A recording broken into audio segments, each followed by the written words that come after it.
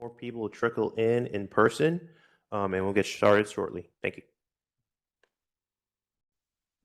Yeah. We have 7 online, and Commissioner Hampton has now just joined us as well. We're My recording. band's here too. Sorry, I'm late.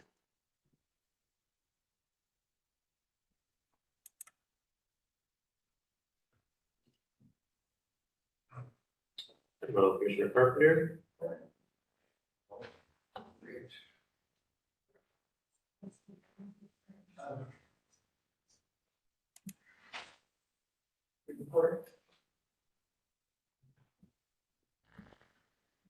Hey, Mike, can you record? We're recording. Great. Good morning, everyone. It is 8:38 a.m. on Tuesday, August 23rd, 2022. And this is the meeting of the Dallas Comprehensive Land Use Plan Committee. And we have a quorum and are ready to roll. Can we start off with a roll call, please? Brent Rubin. Here. Deborah Carpenter. Here. Dustin Bullard. Here. I'm sorry. Yes, Was that a here? Jasmine Anderson. Jennifer Rangel. Jerry Hawkins.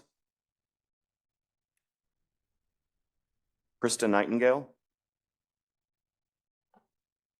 Linda McMahon. Here. Lynette Aguilar. Here.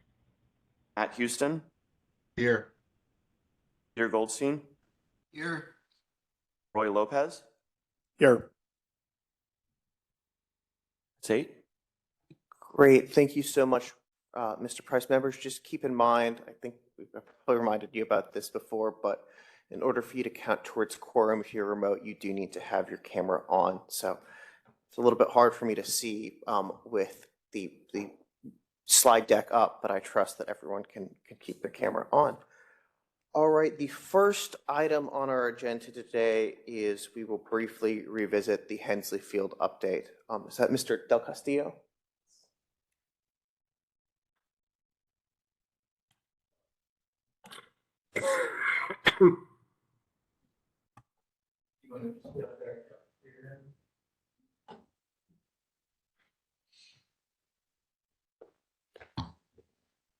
Arturo Del Castillo, Planning and Urban Design.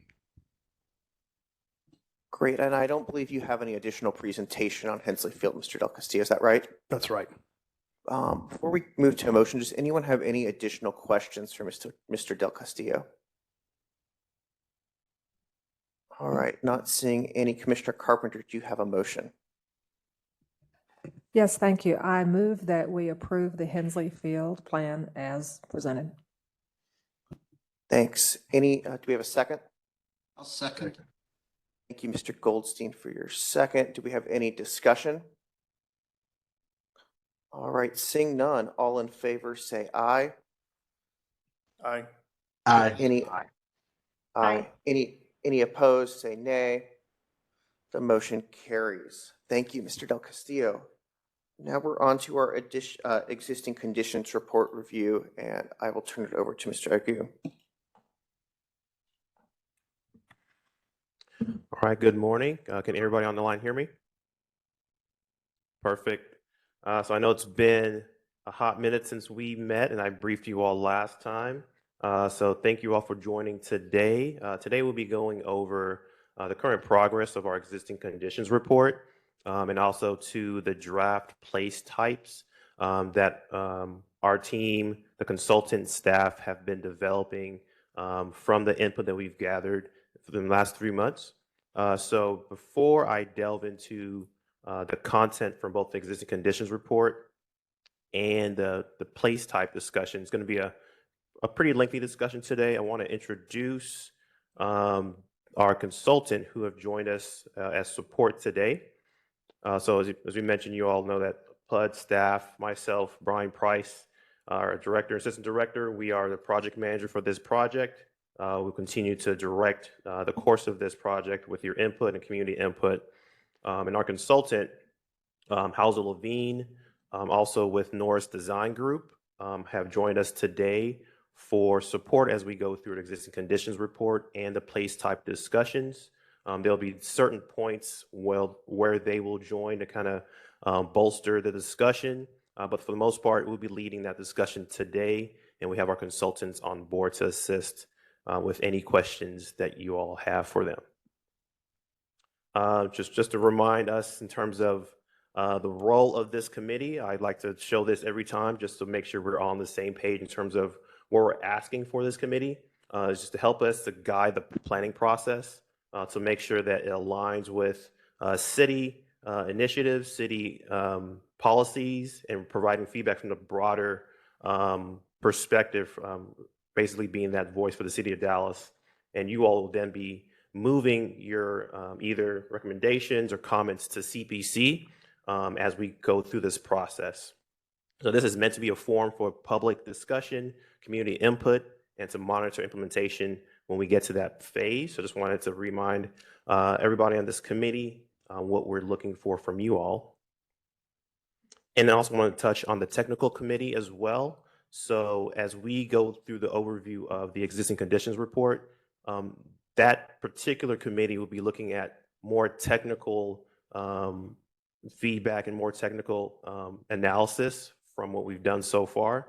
This committee will be used to just get that broader perspective, just to make sure that we've covered our bases in terms of your expertise. But after this particular presentation, we'll be having a few more weeks of discussion with our technical committee to go through the data that we've analyzed and researched and make sure it aligns with their expertise as well.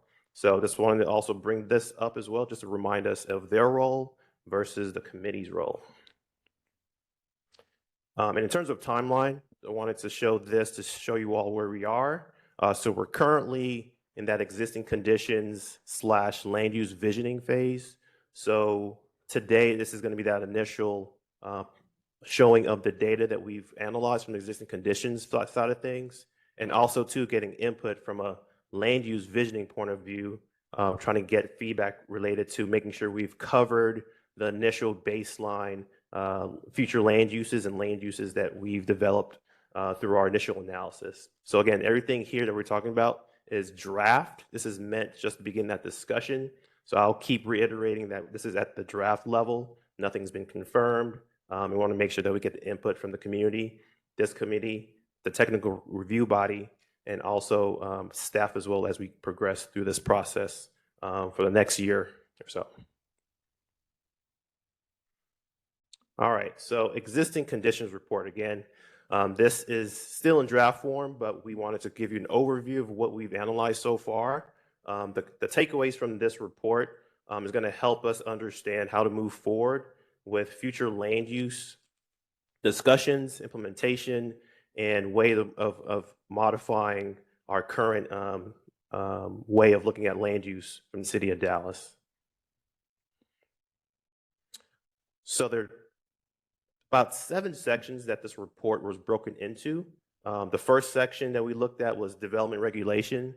So this is important as we go through this report, learning where we are from going back in history, understanding the policies, the limitations, the failed implementation steps. That's all going to help us know how to move forward when we do start proposing land uses, and also how to implement those land uses. So going back into time, it's important to know that since 1987, which was the last comprehensive zoning update, the city has not created or developed a comprehensive zoning update. So that's important because zoning is what implements land use vision. And if you can think about it, since 87, we haven't updated that policy to even update the 2006 plan. So when you look back into time, that 86 zoning ordinance also has vestiges in the 1965 ordinance, and it's 2022. So it's important that we understand that that particular component, the zoning component, is going to be critical to implementing whatever we developed moving forward. That's a huge piece that we'll touch on later as well. And also going back into that old, outdated zoning, the proliferation of PDs in the city is also part of that. So PDs, for those who are familiar with other cities in the country, those aren't used as much when the base zoning is clear and is able to be flexible related to certain uses that the developer or the community needs to develop their property. So when you have a preponderance of PDs like we do in the city of Dallas, that just means that our zoning code hasn't kept up or isn't as flexible to be able to provide developers what they need from a zoning perspective to develop what they need to develop. So in context, the city of Dallas, I think about 19% of the land area is comprised of PDs. That's a huge percentage, about 1/5. So as we look through this existing condition of the city of Dallas, all these pieces of information and analyses built together to tell the narrative in terms of what we need to address with Forward Dallas and after Forward Dallas with our implementation steps.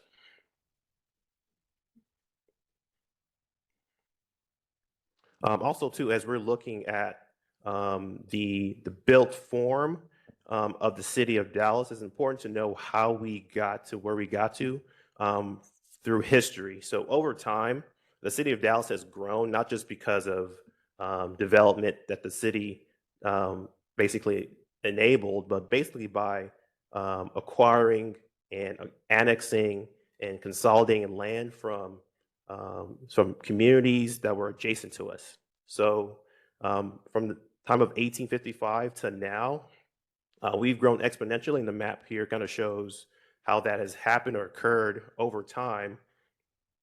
After World War II, there was a huge expanse in terms of the cities kind of gathering and annexing cities into the city of Dallas. But this is important to note because as the city has grown, when you do acquire other cities, communities, they have their own land use policies and ideas. So being able to combine that into one, that can be pretty tricky when you don't make a comprehensive approach of making sure that the zoning or either the land use is in concert. So as we look back into time with all the cities that we've acquired, basically hundreds of annexations that have happened over the last several hundred years, it's important to note that that is also added to the complexity of our zoning and land use policies, being able to incorporate other cities' visions in a sense into ours and kind of piecemeal that has kind of been what we've seen. So it's important that as we go through the next steps of this particular plan, that we look at the city as a comprehensive kind of unit and not just little piecemeal locations throughout the city. So building upon urban design as well and the built form, it's important to know that the urban design element, which was in our current Forward Dallas 2006, had an overarching policy that guided or tried to guide urban design throughout the city, but it failed to set out guiding principles that the city could follow.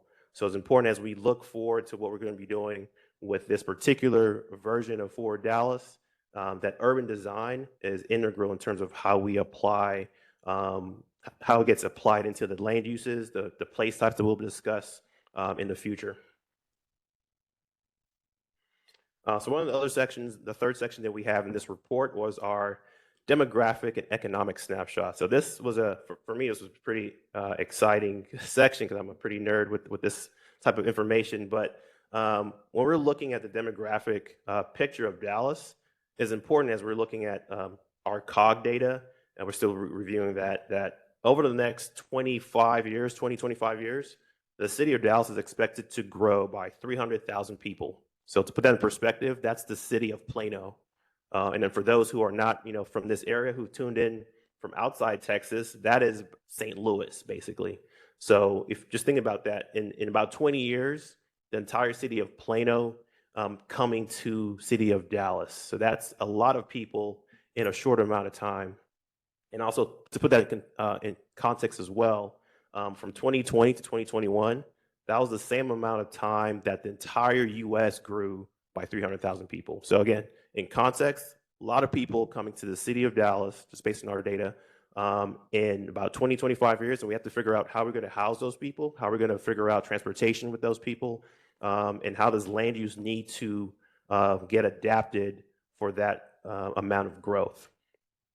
But also in context, although we're going to be getting 300,000 people in the next 20, 25 years, the density of the city, we looked at peer cities throughout our analysis. We looked at San Antonio, Denver, Minneapolis, and Chicago. Dallas fits right in the middle related to for density and population. Even after we get 300,000 people expected, our density still would be lower than Denver's population density. So it's important to note that when we talk about density in the city, we're not looking to make or we're not looking to plan for New York or high dense city. We're still looking to be something similar to what Denver would be, and it's important that we prepare for that now as planners, as politicians, as policymakers. We know that an increase is coming. We have to make sure that we're prepared for how that works and looks like in the future. And also building upon our economic snapshot, a demographic snapshot, Dallas compared to the other peer cities from an analyzation of its BIPOC population was among the highest, with 71% of the Black, Indigenous, and persons of color population, and that's including 42% of Hispanics in the city. So only San Antonio had a larger population of Hispanics at 65%. But also that's important to note as we look for the future in terms of the city of Dallas, what that should look like or what that could look like in terms of projection populations and in terms of the makeup of the city. It's important to take this into account that we are a majority person of color city, and we need to make sure that our policies reflect that. Fourthly, what we looked at as well was land use, development, and equity and how that ties in together. So historically, land use policies have led to the segregation of land based on racial and socioeconomic backgrounds. Things like racial covenants, certain types of exclusionary zoning, also cumulative zoning. Those types of policies have been opposed to some of the people of color in the city. It's important to note that and document that. What we have on the map here that we're showing is a map that shows the social vulnerability of populations in the city. This is a analysis that's done by the CDC, and populations that have an index of 1 have a high likelihood of being socially vulnerable. So as we can see in the city, in this particular map, a lot of the portions of Southern Dallas, portions of West Dallas too as well, and also portions of East Dallas are in the blue. So basically high social vulnerability when it comes to that particular analysis. And our particular report will delve into what has led and those particular, those 15 items that lead to this particular vulnerability index. But in general, all the analysis that we looked at through the recap analysis and similar types of social vulnerability analysis has shown something similar, that the western, the southern, and the eastern part of the city are more prone to more vulnerabilities that we need to account for from a land use perspective. Additionally, as I mentioned, too, areas of racial and ethnic concentrations are also in locations of poverty and also in locations of industrial proximity. And we know that this is because of past land use policies that have happened in the city. So it's important that as we look at trying to make a new set of future land use policies, that we make sure that we're looking at the past, figure out how we got to where we got to, and use that information to help us move forward. So this particular map too is a similar type of analysis, which looks at neighborhoods and their proximity to transit, grocery stores, and other amenities in the city. So those locations that are darker blue, this is called the Complete Neighborhood Index. Those are closer to those amenities, and those that are lighter in color have less access to those colors. So I think moving forward, and my apologies for not color coding this, but I'll do that after we update this, and our report's going to have that as well. So this is important to note too, that as we are looking at proximities to amenities, as we're looking to transit access, our current land use could be leading to some future disparity. So we'd like to make sure that our future proposals help to remediate that. And connectivity and mobility, another thing that we looked at, all of this is not a transportation plan. Land use and transportation are linked together at the hip. And we know that being able to go from one place of the city to another land use to another land use, involves connectivity and mobility. So it's important that we look into the past, figure out how we got to where we got to in terms of history, starting from the rail that connected Dallas and Houston, looking at the streetcar, the automobile, DART's creation, and then the modernization of transportation, including the current streetcar that we have. Those types of elements that happened throughout the history of the city of Dallas is important to also see how the city has been built over time. And one thing that we looked at too is just commute times of the current population. So in general, the city of Dallas is on par with the peer cities that we looked at. For most people, traveling 15 minutes to work takes that's a 19% of the population. But for the most part, about 73% of the population takes 15 to 60 minutes to get to where they need to get to. And for the smaller population, 7.6% takes a little bit longer, 60 minutes to get to work. So all this, as we're looking at, again, land use and how certain land uses are close to places of work, all those work together to kind of tell the story of where we are right now in the city of Dallas. All right, parks, open space, and natural systems was one of the biggest chapters that we looked at in terms of how do people have access to natural environments, the parks, and what does that look like for certain communities, especially those who are in our recap areas. So a lot of this analysis was based on CCAP, and we want to make sure that we're building upon the implementation steps and goals from CCAP. We're not trying to make anything new here, but we want to basically reiterate what that plan has said that we need to look at and how to move forward. So Dallas has a stronger need for more walkable access to parks and trails, although I think our percentage in terms of those within a 15-minute walk to parks is about 71%. I think we can still increase that with the goals that we have from CCAP. And also to piggybacking on the Parks Master Plan, being able to see how much of that land area could be increased to help with that access would be something that we look at concurrently with the land uses that could be changed from Fort Dallas. Also, one thing that CCAP mentioned was it looked at urban heat island and it looked at greenhouse gases. The map on the right is showing our tree canopy index and just showing the location and the breadth of our green canopy in the city of Dallas. So as we look to address some of the CCAP goals related to reducing urban heat island and also reducing greenhouse gases, it's important that we look at it from a land use perspective. Where can we increase land uses to support more or natural space, and where can we reduce some of the impervious spaces and development that we have in the city to do that as well.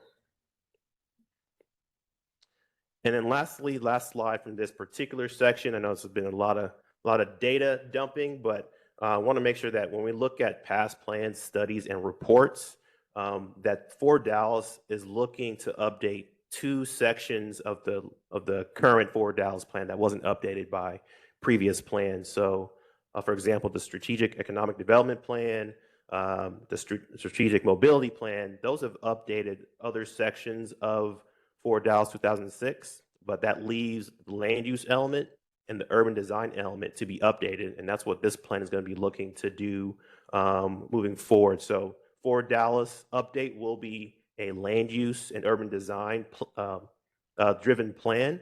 Those other elements, they will be indirectly connected to what we look at, but for the most part, land use and urban design will be what we look to do, to update in this particular plan. Mr. Agu, would that be a good stopping point for questions on the first part? Yes, that was actually my second to last slide. Oh, so- sorry. It's all good.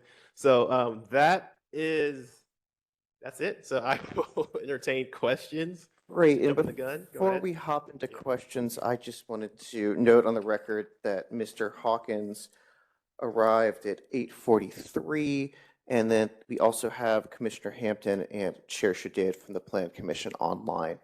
And with that, I will turn it over to the body for questions on this first part of the presentation.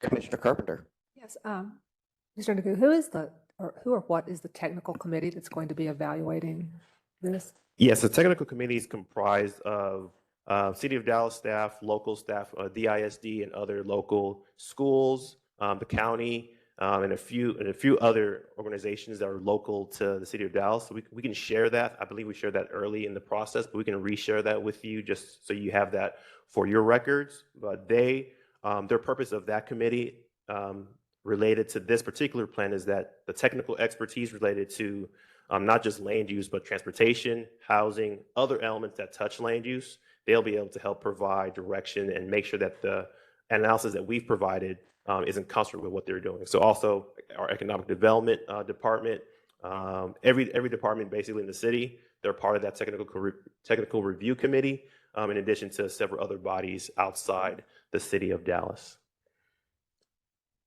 I have another question, if that's okay.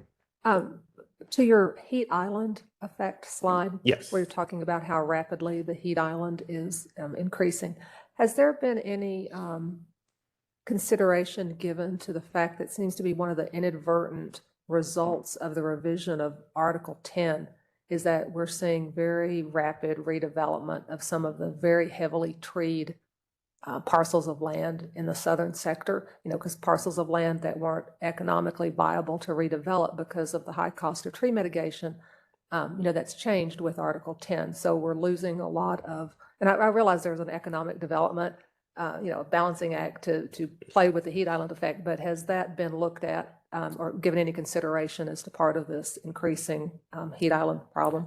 Right. So and just to make sure, can everybody online hear Commissioner Carpenter?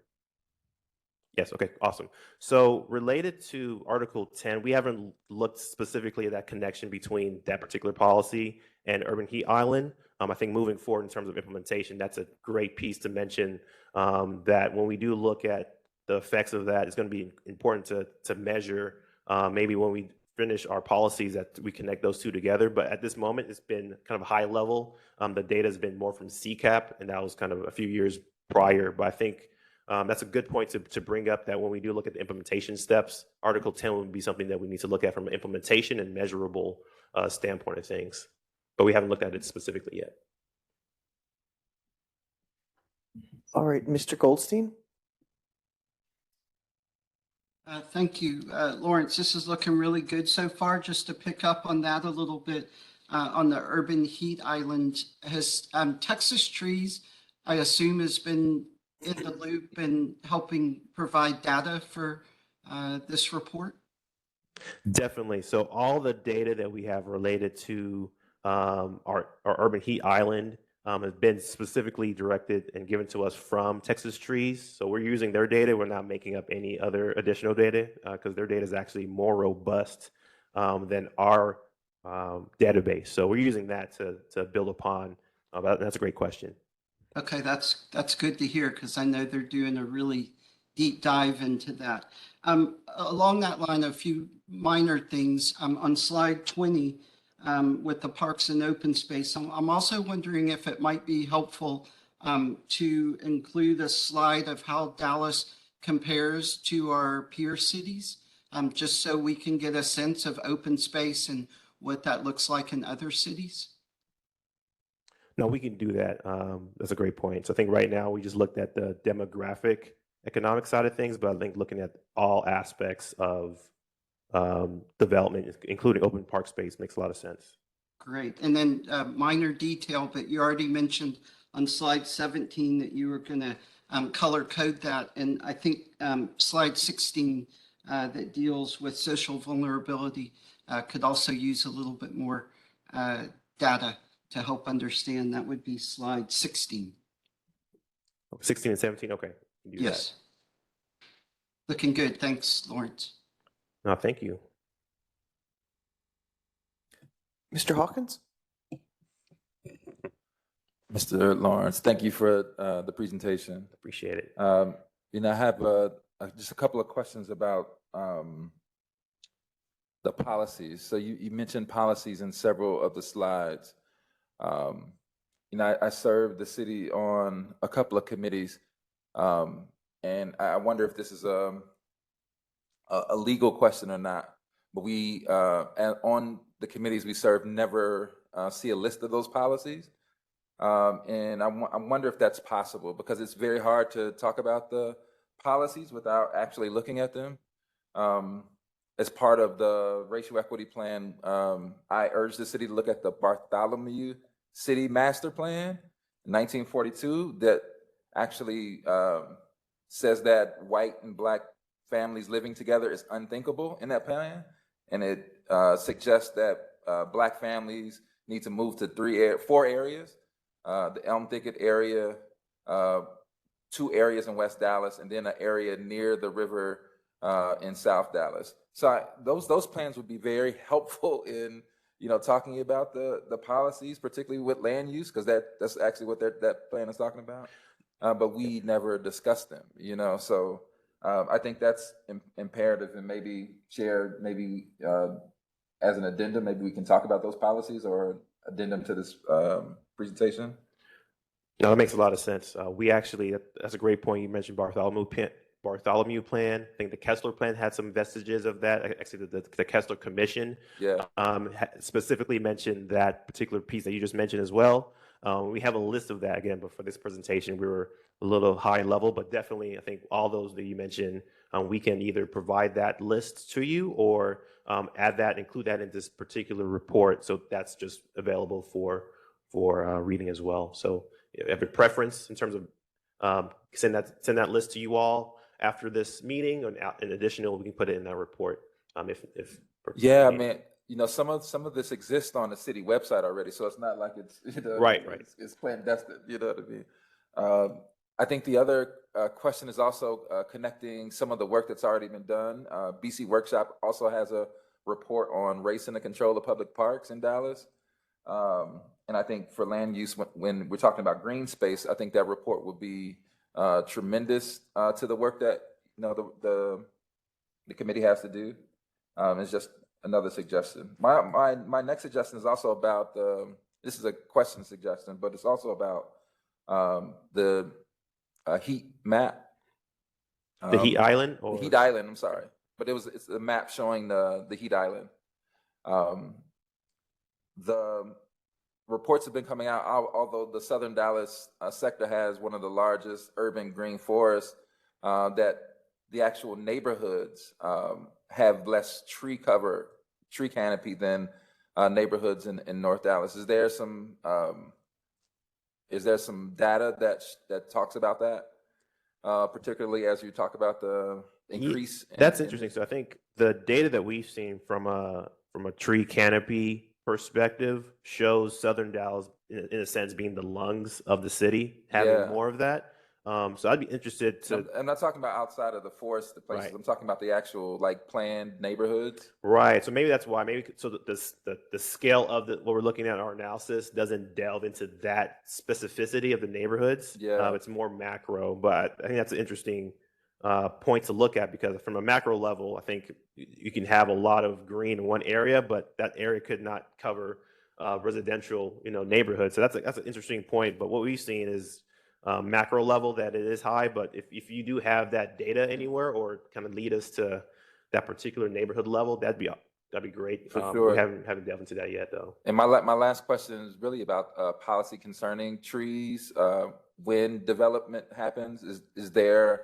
I mean, obviously there are some current, basic policies. I've built a family center on the north side of Dallas, but from your perspective as a city planner, what kind of policies exist now that can mitigate this rising urban heat island? Right. So I think so. My purview, I'll be honest, that wouldn't be my purview. But I think Yeah. going back to what Commissioner Carpenter mentioned with Article 10 and some of our other policies that our Office of Environmental Quality have managed, I haven't seen too many other policies that are related to reducing that, other than CCAP's goals. But again, CCAP, just like Fort Dallas, is high level. It doesn't delve into kind of policy implementation like was going to be needed after the fact. So CCAP and Fort Dallas, we're going to be proposing certain policies to be needed, but I'm not that familiar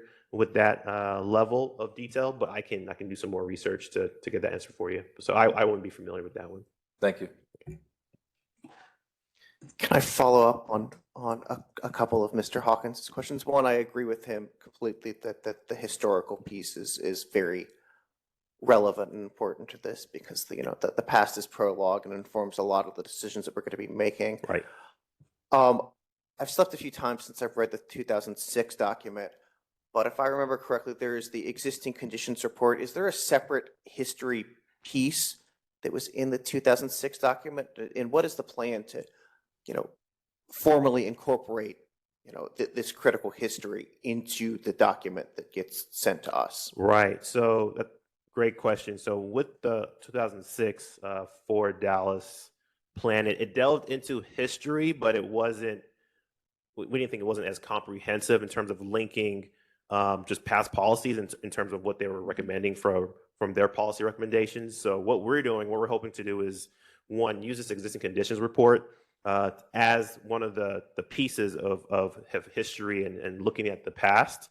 So as we move forward to the final Fort Dallas update document, this particular document could serve two purposes. It could be an addendum that we refer to that kind of looks at all that information, or we reformat it to be a history slash, looking to the past section of Fort Dallas. So we want to make sure that the completed version of this is not so text heavy and dense that we lose people. So we're trying to play with the best format. But I think that history section, we want to make sure that's going to be part of this existing conditions report. So maybe we need to bolster that even further. In our draft report, we do have a timeline that kind of shows the progression of those particular policies and what's happened so far. We're also in the process of developing an online story map that people can delve into that history further. We want to make sure that we're pretty transparent in providing information for people to look at. This is how we've got to where we got to, and they can make that deep dive online if they want to. So that's the certain different ways we're looking at doing that. But history, that's going to be a huge component of what we're doing. Even from my perspective, coming into the city from 3 years ago, not knowing how we got to this particular predicament, what we call the City of Dallas zoning, looking into the history is critical. So I think we can bolster that section in this report. We can highlight that again in our Fort Dallas update. Just your feedback is going to be helpful in terms of figuring out the best way of approaching that. Great. And then I had a couple questions that Ms. Runhell sent in. She was under the weather today. Okay. So I'm going to ask you those. Will the existing conditions report include a section on housing issues? So for Dallas, I think yes and no. So I think what our scope with this Fort Dallas plan is land use specific. So I think it's important that we touch on those indirect components like we have on this slide where we're showing economic development, housing, transportation. Those are all linked together. But what we can do in terms of what we can control from this plan based on Texas Local Government Code, the city charter, is land use specifically. So we have to stay in that lane. When it comes to the housing component, we're getting feedback from the housing department and other external agencies with our technical review committee to figure out what we can do from that perspective. So for example, if we're going to need more housing in the future, we need to look at how does our current land uses need to change to allow for that. So is that going to mean a more an increase of certain types of residential land uses to allow for that? We are working through that right now. So it's important that we do think about how does housing get folded into this. This won't be a housing plan, but it will set the table for future housing policies that will need to be accounted for in the future. But again, to kind of answer your question, yes and no. Yes, we have that in the back of our minds because that's a huge piece talking about the types of housing that's going to come in the city. Again, 300,000 people, 20 years, we got to find housing. So I think that's important to at least try to research and figure out what land use can do with that. And this is Brent Rubin speaking.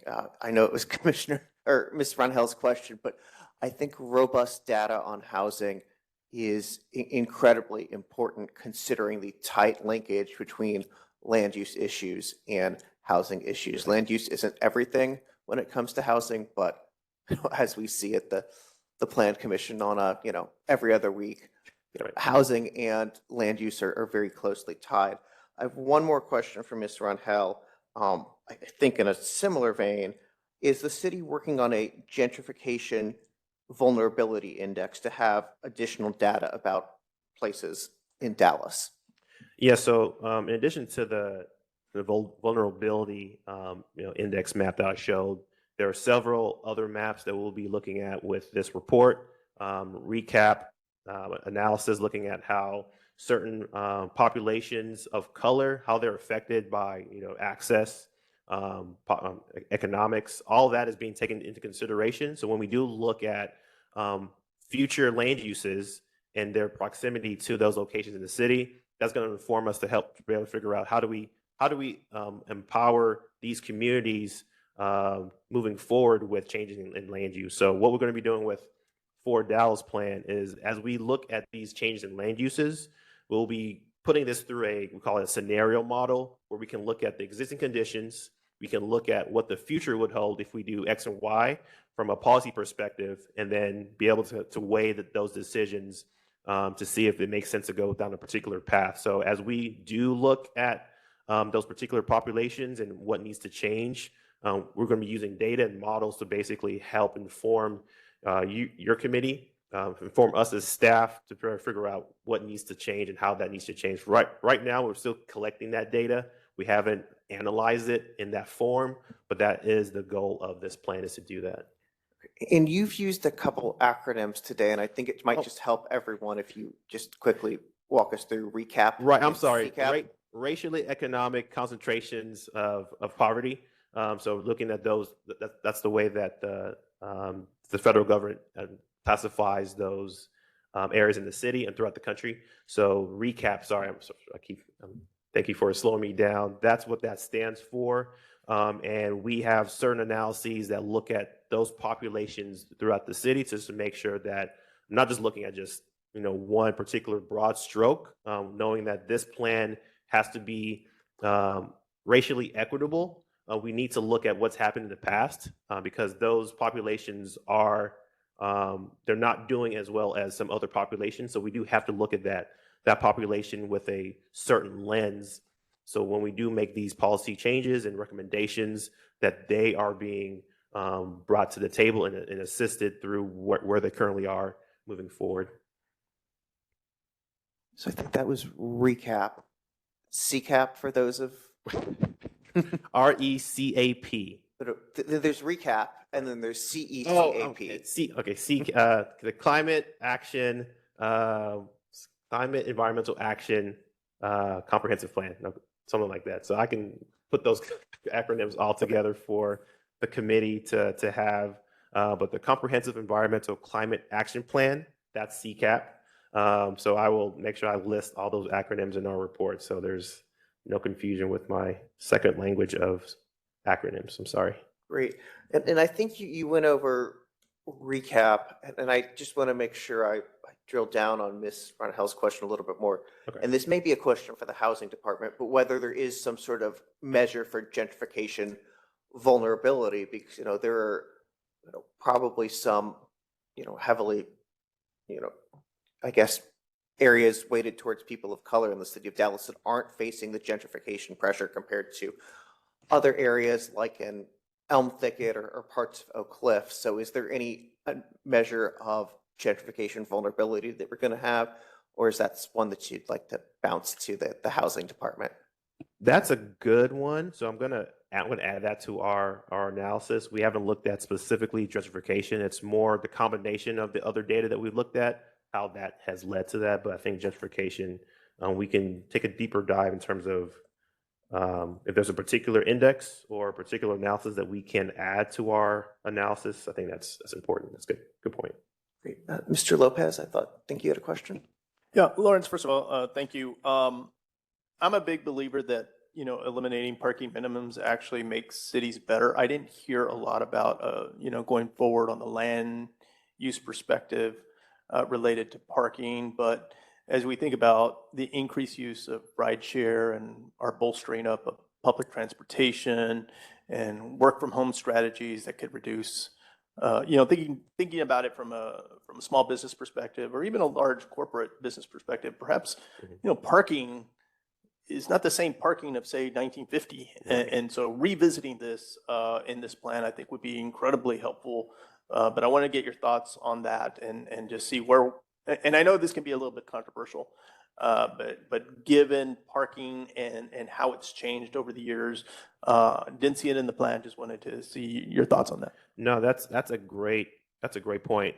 So I think that kind of leads to the implementation part of our what's going to happen after Forward Dallas. So going back into time, like I mentioned before, zoning code hasn't been comprehensively updated since 1987. So I think the parking policies that we have kind of reflect that time, that era in the city of Dallas. So going fast forward into now, I think parking reductions, I think looking at how that can be modified and tweaked. We do have certain policies happening now in the city, but they're kind of piecemeal. It's almost like kind of repairing a road. We're kind of doing it by repairing the potholes instead of just repairing the entire road system. So that's currently what we need, is just that repair of the entire system. Right now we're kind of patching it as we go, but that's a great point to mention. We mentioned that in our report too, within our development, and I forgot what we call it, development and policy section. We touched on it, but I think that's a great point from an implementation perspective that we do need to highlight pretty much moving forward. Thank you.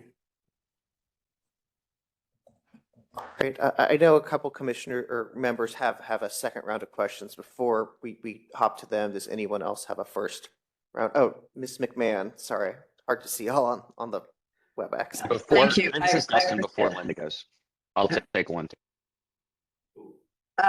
So a couple of things. First of all, thank you on clarifying all the CCAP, recap, et cetera. I think for those of us who know these phrases, that's great, but there's a lot of people that are going to be reading this and they don't understand them. So I think we need to eliminate the use of these kinds of things in the presentations. I know Definitely. it takes up space. You had on your current plan, Neighborhood Plus, as a housing plan.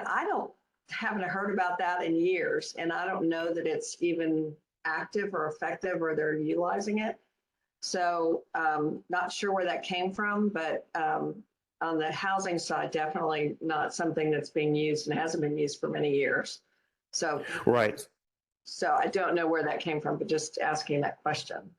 Yeah, so that's the funny thing that you mentioned that, because that's something that I actually mentioned too when I got to the city, is like what happened to Neighborhood Plus. So we do have a lot of plans that are actually active that just don't get used, which is kind of an issue that we just see kind of prevail in the city. So Neighborhood Plus was meant to address some of these concerns where neighborhoods didn't have a voice related to some of the plans that they wanted to have go through the city. So I think Neighborhood Plus, just for those in context, it was more of a neighborhood strategic policy plan that had certain areas in the city develop strategic plans in terms of moving forward with.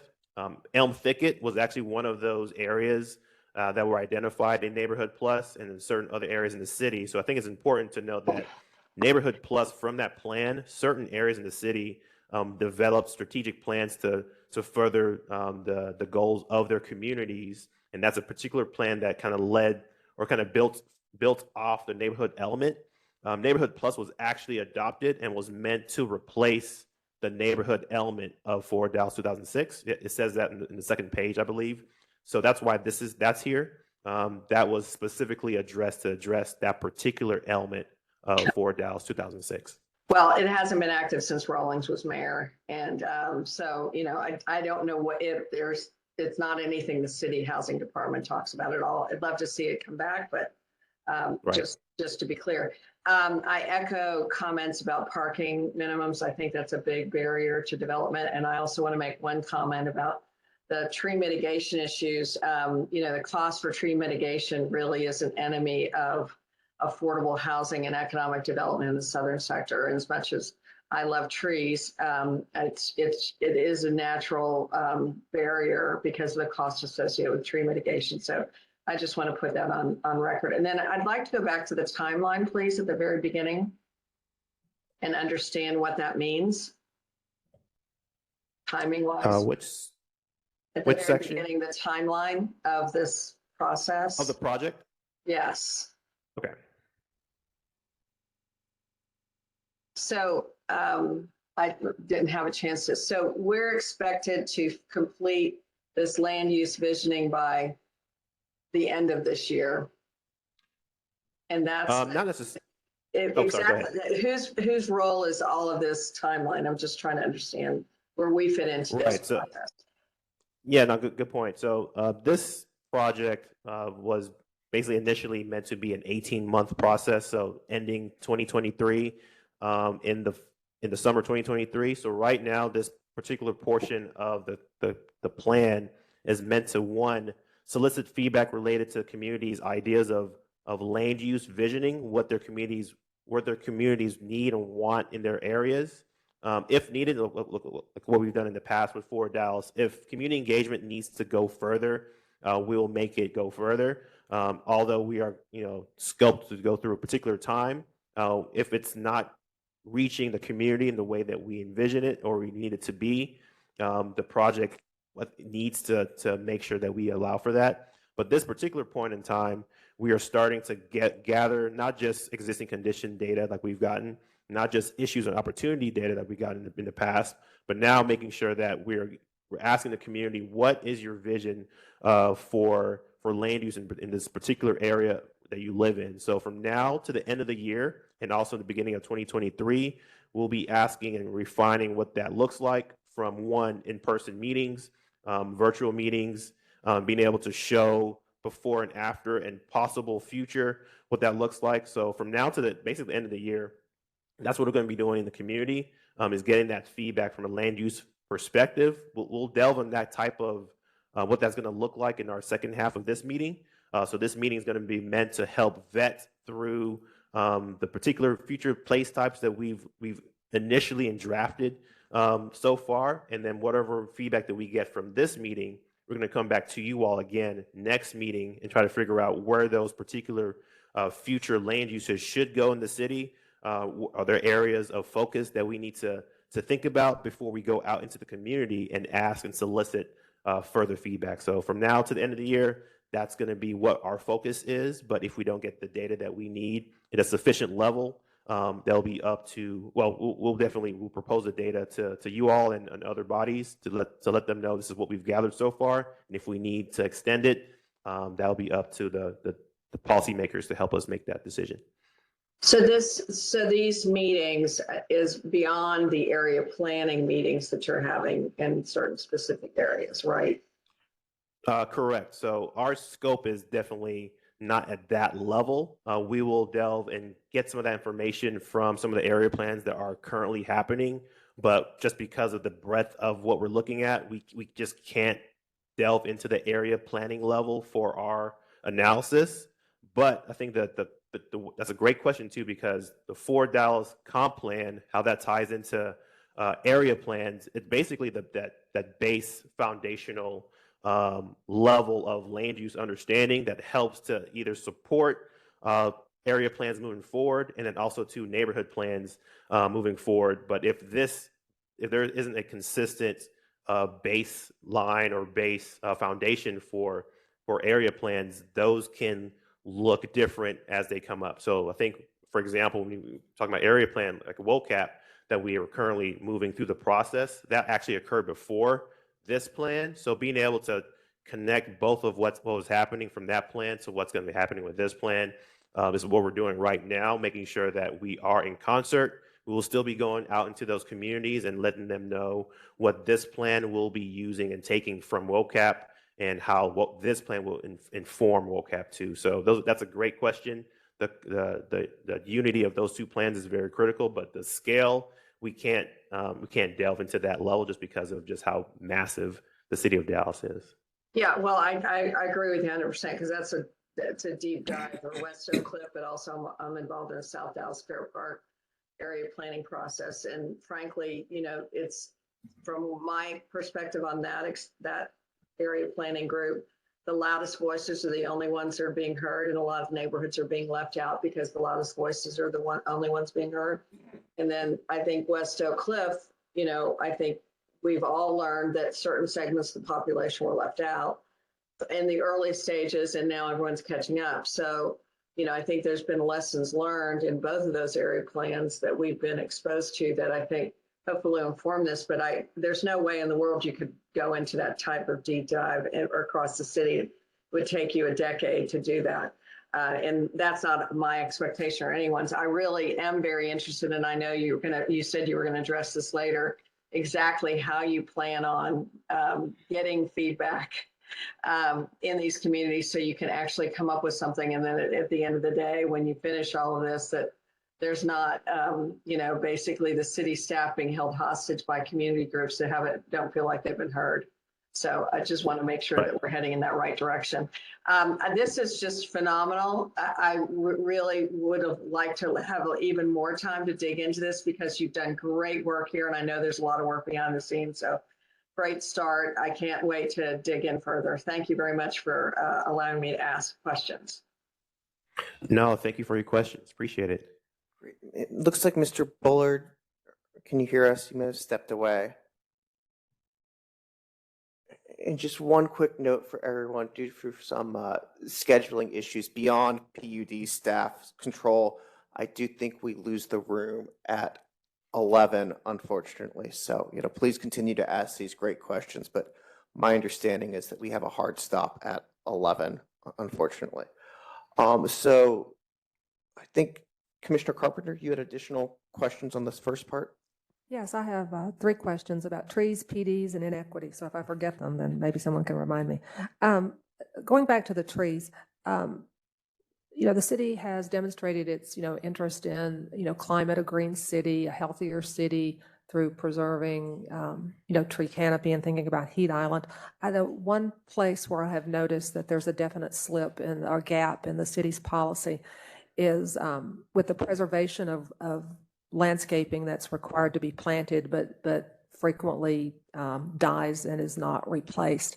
I know the city code is very strict about what landscaping has to be planted. At Plan Commission, we spend a lot of time looking at landscape plans and trying to enhance, you know, projects with landscaping. BI is very meticulous about making sure that required landscaping gets planted, but then at that point, things fall apart. And it's not just private projects, although those are many. You can drive by gas stations, convenience stores, drug stores, you know, all kinds of places where they very dutifully put in the landscaping, and whether the irrigation was turned off or it malfunctioned or they just didn't care, you drive by and look at dead trees, and there's just really hasn't been the I don't know whether it's a manpower or policies, whether it's arborists or code that need to be beefed up. If the city is really sincere about, you know, tackling this heat island effect, I think that's very important. And also it's with public projects. And you can look at the Riverfront Continental intersection or Commerce Beckley, where a lot of time and expense has gone into improving these intersections and putting in landscaping. And I would granted we've had a horrendous year with drought and that sort of thing, but you know, if we are going to require these additions to the, you know, to the greenery of the city, I think it would behoove us to see that it's maintained. No, that's a great point. So I think not expert in terms of our landscape policies. I know our arborists I think you know, I think Phil Irwin pretty well too. Mr. Irwin hears from me.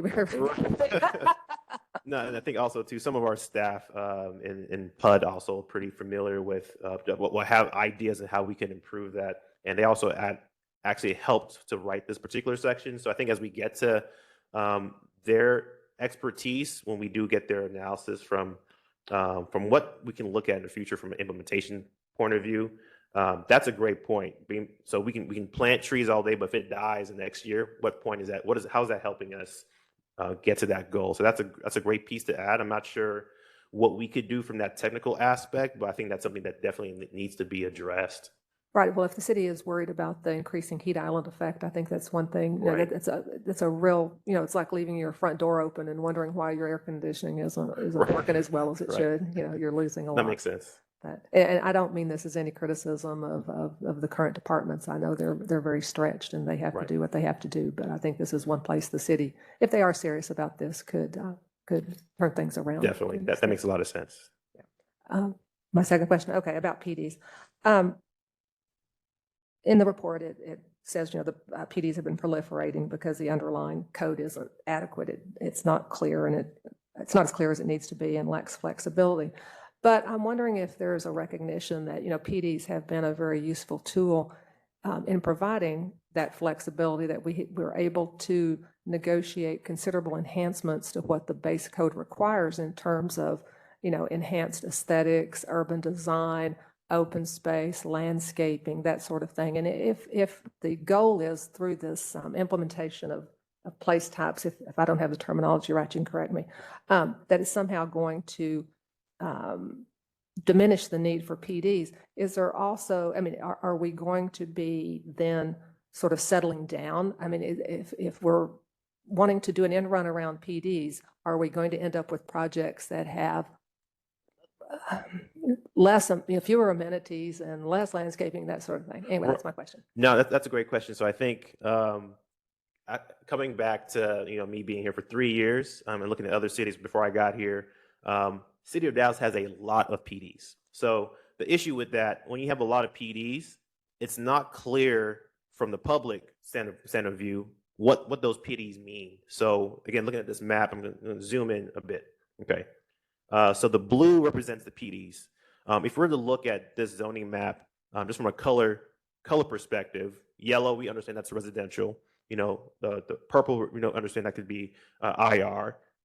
The blue, we have no idea what that is unless we delve into that particular PD. So the issue with that is that our current land use and zoning policies is not predictable and is not understandable from a high level, and that's an issue too. So although we have the ability to piecemeal, going back to that kind of pothole kind of fix the issues as we see it, we need a comprehensive update to the zoning policy that's easy for everybody to understand what's happening. So when we do when we do have a particular zoning case or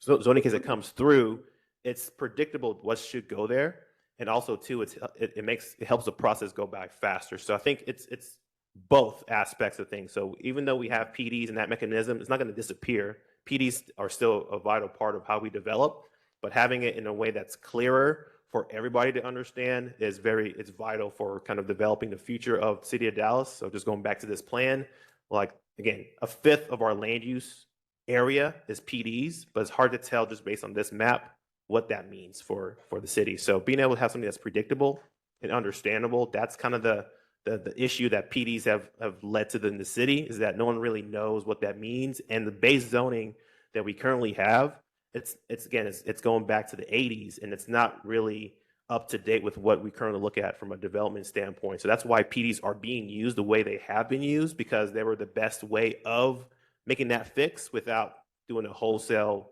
zoning up ordinance. And that's typically why things like this happen in cities similar, is that basically find the best tool that can kind of address that concern as fast as possible.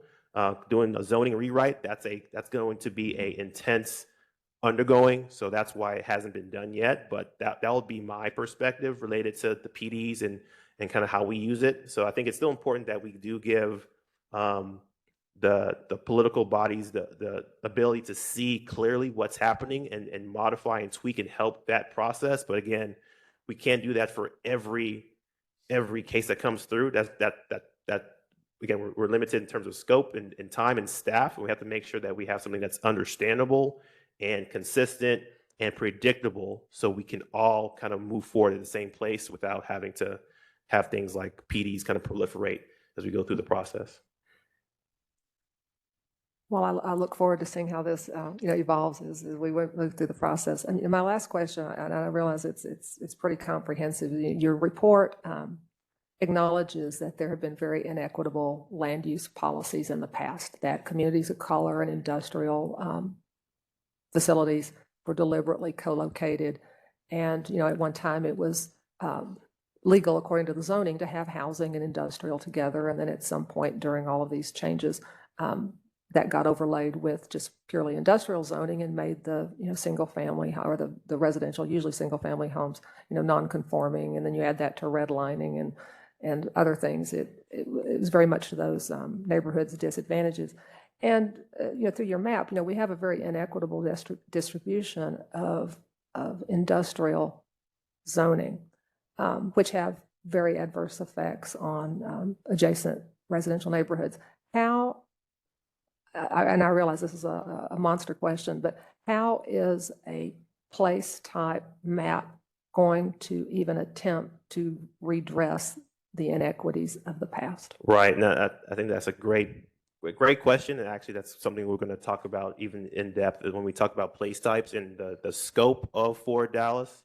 So to kind of step back in terms of what we're trying to do with Fort Dallas is, one, identify existing place types. And when we say place types, it's basically a combination of, or mix of uses that lead to a certain type of place in the city. So when we think about, for example, suburban residential neighborhood, so that includes maybe some R7.5, some smaller commercial establishments. Those together can lead to a place type of like suburban neighborhood. So what we're trying to do with Fort Dallas is twofold. One, identify what currently exists on the ground, get your input in terms of giving us the okay that yes, this represents what the city of Dallas looks like when we paint the picture of a more broader land use picture, which is going to be done through place types. So place types doesn't delve into specific land uses, but it's more of a general, like these areas are this type of field place. When we do that understanding from that particular perspective, get that existing conditions, place type understood, then we can start to look and identify certain places in the city that are primed for a deeper dive into our land use analysis. So there could be areas that we mentioned that are adjacent to industrial and land and residential land uses, and those might need to be changed based on our analysis, based on our discussion. And those areas are the ones we start to identify that these could be areas or focus or change, actually. So from that discussion, from understanding the base place types, understanding the particular areas of focus, that's when we start to play with, could this place type change to this particular other place type? And that's what the Fort Dallas is going to be doing, is trying to figure out, one, existing place types, the areas of change that could happen, and agreeing upon those areas of change and those particular place types that are suggested through this process. So after that's done, we create a comprehensive map of all the place types, areas of change that we want to see in the city moving forward 20 years down the road. So that becomes our guiding force in terms of trying to address those inconsistencies. But then dovetailing that is going to be a zoning ordinance update that has to happen, because if we go back to 2006 with Fort Dallas, that plan says we need to have a zoning ordinance update after this plan, and that never happened in 2006. So because of that, we're still at where we're at 20 years down the road. Same issues that we've been looking at for the last 40 plus years, or actually just even before that. So we do have to piggyback Fort Dallas with a zoning ordinance update. That's critical. That's imperative. If that doesn't happen, we're going to just keep kind of kicking the ball down the road and nothing's going to happen. So even though we have a guiding principle with Fort Dallas that we're trying to spell out, it has to kind of get implemented with a zoning ordinance update that marries the policy recommendations with policy law, basically. So basically, to answer your question, Ford Dallas kind of paints that picture. What's the community vision that we want to have from a land use perspective? But in a sense, that's kind of where it stays. It paints that picture of where we want to go and how we should go there. But zoning ordinance update, those policy changes are going to be needed to kind of move that forward.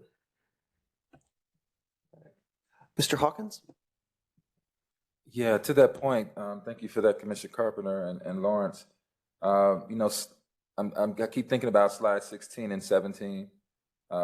Slide 16, I asked the first question about land use policies and a list of them, particularly because Ford Dallas is going to encourage or at least suggest some zoning and land use changes. And I think that would be very difficult for folks to make those changes without the knowledge of prior land use policies. So I'm just really interested in the second part of that slide on slide 16. It says recent land use planning and zoning policies have often not prioritized equitable development. And what this says is very clear, but it doesn't say why. And I think that why is really important for us as people who are making a plan that is going to suggest some equitable things. So I'm really interested in that why, particularly because there are things that exist already, like this. And this is another question too. I'm couching this in another question. I know your peer review is also about city policy very specifically. So I'm going to ask about like federal policy, like redlining, but like city policy, there was a segregation of races clause in the city charter until 1968. How does this, particularly address that? It was there from 1907 to 1968, right? Has there been any study about how that policy affected land use and zoning?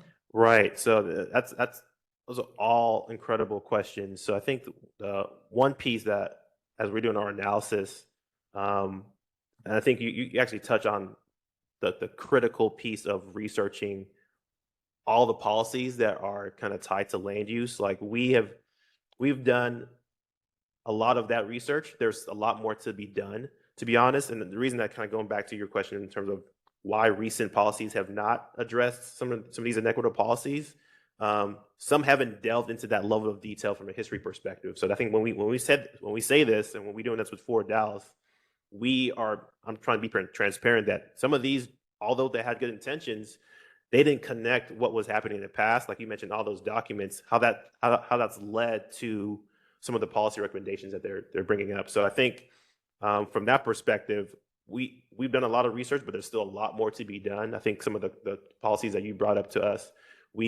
after our meetings, we go in and we kind of research and figure out how do we connect that to what we're looking at. I mean, I've heard us say mitigation often, so I'm wondering, like, how are we mitigating without that knowledge of what happened? Right, and I think that's a great point. And also too, like as we do our research, like we're kind of like not an excuse. I think there's always a limited amount of time and resources and staff. Like I would love to just delve into history for as long as I can. That's how I move forward with making decisions just in life. But I think having that balance in terms of getting that enough data to kind of support, okay, these are the major policies that have led to some of these land use issues and items. Although we might not be covering every one, we want to make sure that we cover those major items. So if any just glaring ones show up, that's why we love this body. They kind of point us in the right direction, like, hey, you missed X, Y, and Z, please add it to your research. So speaking of glaring, right.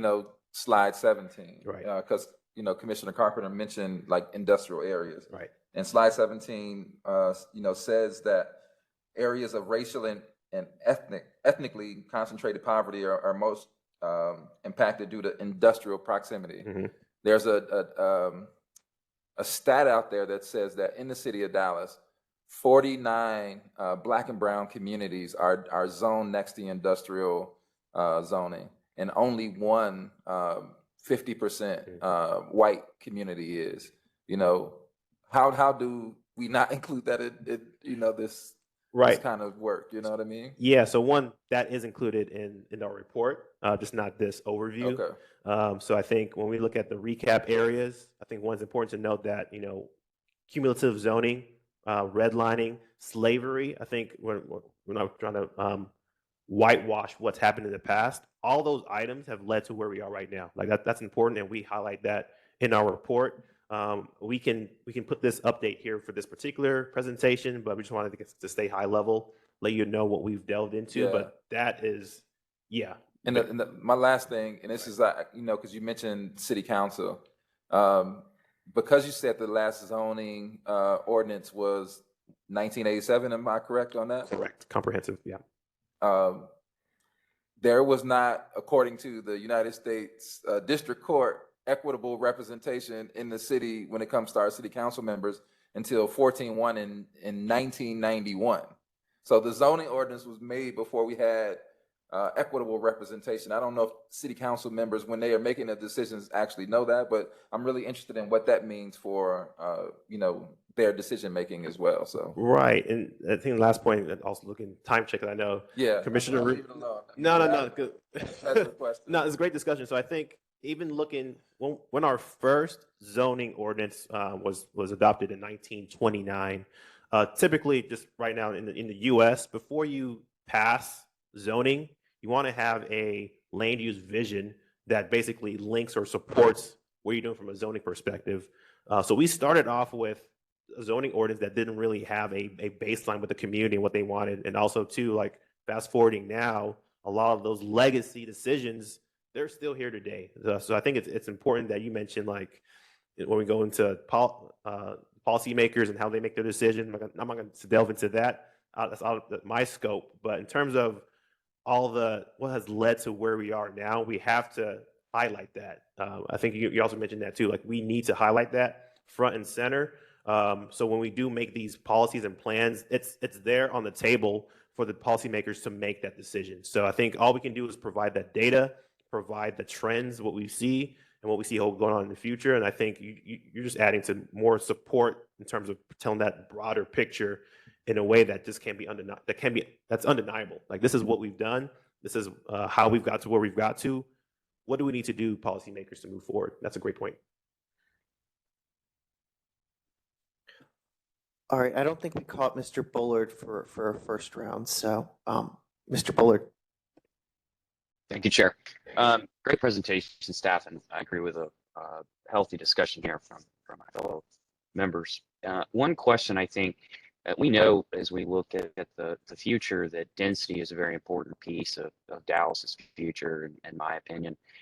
I think as part of your existing conditions report, or looking back historically, it could be very helpful to further examine areas of the city that have densified over the last 50 years. I don't know what your time horizon is there, and really begin to tell a story of neighborhoods that have seen density in a healthy way, and maybe look at areas that have not seen density. And I think you could also use the lens of, are there areas that have been zoned for higher densities and not realized that zoning capacity? Or have we basically upzoned land in a PD manner, for the most part, probably here locally, to get that density? Again, I think it's very important to look at this density piece, because I think we all know that we're headed to, a very push and pull as this plan moves forward on how we work through the density question, and looking historically and not, over the last 20, 50 years, could be helpful to inform other areas of the city that could see additional density. No, that's actually a great suggestion for analysis. I believe our consultant could help us kind of delve into as we move forward, that looking at that capacity for density and has that been achieved. I believe we looked at that initially, but I think that's a great point to just tell that story better about what that needs to look like moving forward. I believe we'll be adding a component to that measurement in our analysis when we look at scenarios in the future. But that's a great point to mention. Thank you. Sure. And I think the other piece that is a probably a bigger science project, Lawrence, is is tracking and saying if Dallas did not have the few pockets of high density areas over the last 20 years, would we have gained any population, or would we have seen a net decrease in population as a city? And that's a pretty easy run on the last two census based on those areas. But there is a theory here that if we had not had densification in certain neighborhoods, the city overall might not have gained population at all. We may have lost population in theory. So that may be one other metric to look into from your consultants. No, I appreciate it. That's something we'll add to as well. Thank you. Great. I know we're probably running tight on time. Any last quick questions for Mr. Agu before he pops into the second half of his presentation? All right. Not seeing any, Mr. Agu, if you want to go ahead with part two. All right, everybody okay? Ready to keep going? All right, marathon today. Okay, so all that data, as we mentioned, we want to be able to understand just where we've come from and why the city has been built the way it is over time. So what we're going to be talking about, we're going to be delving into. I'm going to try to run through this pretty quickly so we can get to the kind of meat of our discussion. Is having a understanding what land use is. So this is the type of presentation we're actually having now in the community. We want to make sure that everybody's on the same page related to land use. Because as you hear land use, a lot of people like to conflate land use and zoning and not really sure what that is. So we want to make sure that before we even delve into place types, we have a understanding what land use is and how we're going to be using that moving forward with Forward Dallas. So give me 1 second. I'm going to jump into this particular slide, and then we'll continue our conversation.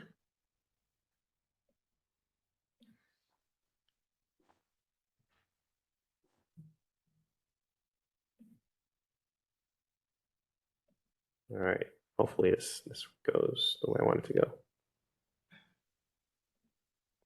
All right, I'll go manually. All right, so what is land use? So in simplest terms, land use just describes how people use land. It refers to activities that people designate to land, for example, agricultural, residential, industrial, etc. Land use is basically how people use land and how land is used. So as we look and talk about land use, it's important to differentiate what land use is from existing land use, future land use, which we'll be using place types to help us identify, and zoning. So to staying with the land use lens, existing land use is a snapshot of a community's current primary activities for each parcel of land. So when we look at existing land use, that's what's on the ground, that's what's happening now, and that's parcel specific. When we talk about future land use, for Forward Dallas, we're going to talk about future land use from a place type perspective. So place types represent a ideal mix of land use that embody a desired development or the desired character of the city. So going back to that suburban residential neighborhood that we talked about, suburban residential neighborhood isn't a particular land use, but is a place type that embodies a particular character in the city that has certain mix of land uses within it.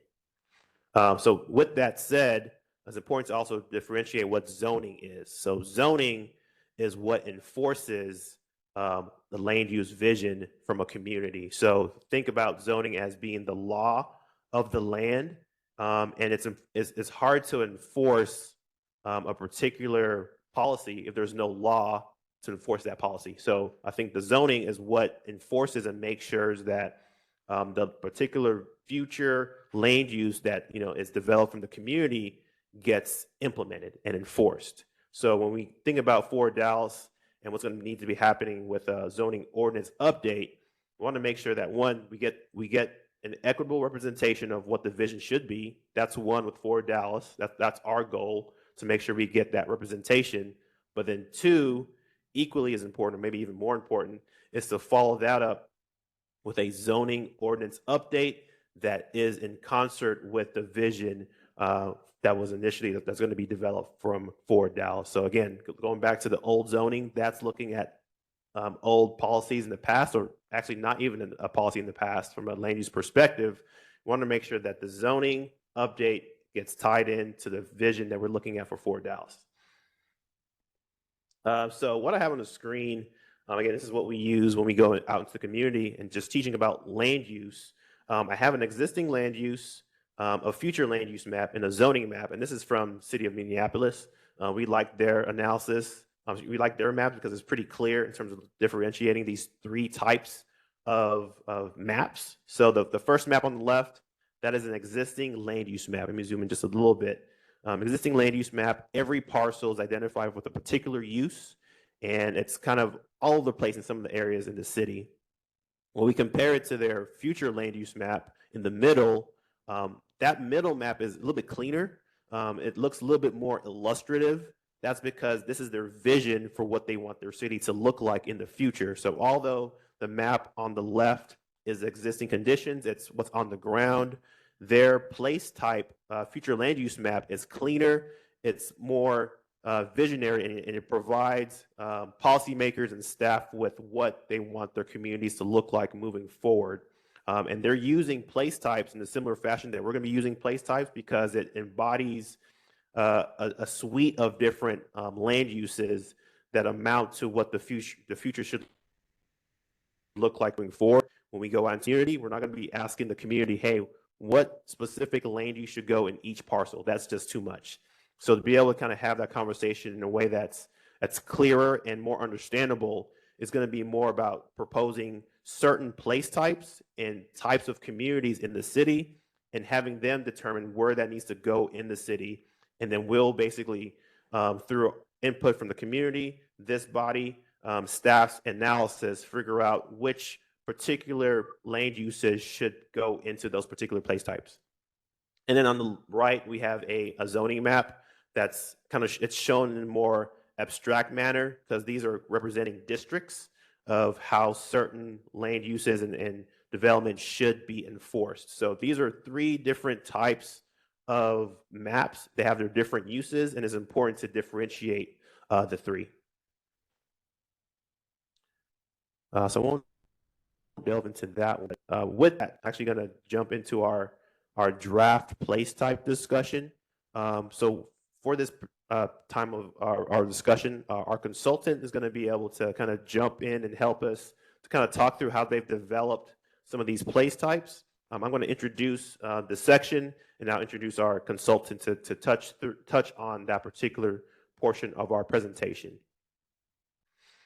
So as we delve into place types, I'm going to just initially kind of show what we're looking to do here. So this slide shows a matrix of place types on the left column, and on the top, those are actually land uses that we know of. So the idea of a place type is one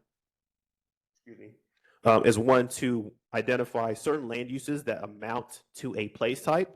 And then moving forward with what we're going to be doing with Fort Dallas is we're going to be wanting to map out those place types in the city. So for today, all we're doing is just showing the initial draft place types that we've analyzed and come through with discussions with our consultant, and we want to get further feedback from you all. But the idea, I'm going to zoom in even further to this particular section, is to vet these place types that we've developed so far, talk through the primary and supporting land uses that amount to these place types, and also start to identify certain examples in the city that represent these place types. And then last slide thing that I have on my end, as we look at place types and basically the cross section throughout the city, this is an example of what a place type looks like in certain parts of the country.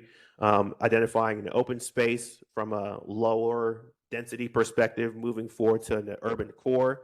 As we start to look at these types of places and spaces in the city, we want to be able to kind of get a uniformity in terms of what these place types mean in different parts of the city. So there could be some parts of southern Dallas and some parts of far north Dallas that have the same place type. It's critical that we have a unified understanding of what these place types mean and what they embody. So we can do two things. One, the community has an idea what that vision should look like from their community, and what other cities, excuse me, and what other communities should feel like. And then from a staff policy-making decision perspective, we understand what the vision is moving forward with these communities. So just a quick graphic in terms of what we're looking at from a place type perspective. We're very high level, but we'll touch into why and how we're going to be doing that moving forward. Again, I kind of reiterated this. Place types, they provide flexibility in development and design. So instead of being kind of stuck with one particular land use, a place type focuses on a suite of land uses and how those the combination of land uses amounts to a particular type of place in the city. Again, it's built upon existing initial place types. They're built upon existing land uses, block patterns, what they're trying to identify too. It's a palette to understand what the city from a holistic point of view should look like and what the different characteristics look like or feel like in the city as well.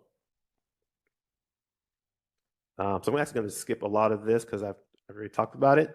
But with that, I'm going to introduce one of our consultants from Hauser Levine, Brandon Nolan, and he's going to give a quick example related to an example place type that we've looked at for discussion purposes and trying to get an understanding of how and what we're thinking about using this for Forward Dallas. So Brandon, if you're on the call, feel free to jump in and I'll just navigate the slides on my end. Okay. Yeah. Good morning, everyone. So just a quick example, I think, to help drive home this concept of place types. Again, we're talking about a collective mix of uses, not individual parcel land use planning. This is really talking about how do we achieve different places and different quality of place depending on where you're at in the community. And so in this example, we're looking at a suburban neighborhood place type that's based on the existing place type kind of palette that we've developed with staff based on existing conditions. And when you step out your front door in this neighborhood, you're going to see a lot of homes that look like yours. You're going to see a lot of single family detached housing in the neighborhood. You're going to see block structure that's very similar, sidewalks on both sides, really kind of a similar mix of that single family development. So I keep going there, Lawrence. But that's not your neighborhood. Your neighborhood's more than just the house or the houses next to you. It's really a collective mix of uses. So if you go to the next slide, this area is also supported by some townhomes and some low density multifamily at the corner.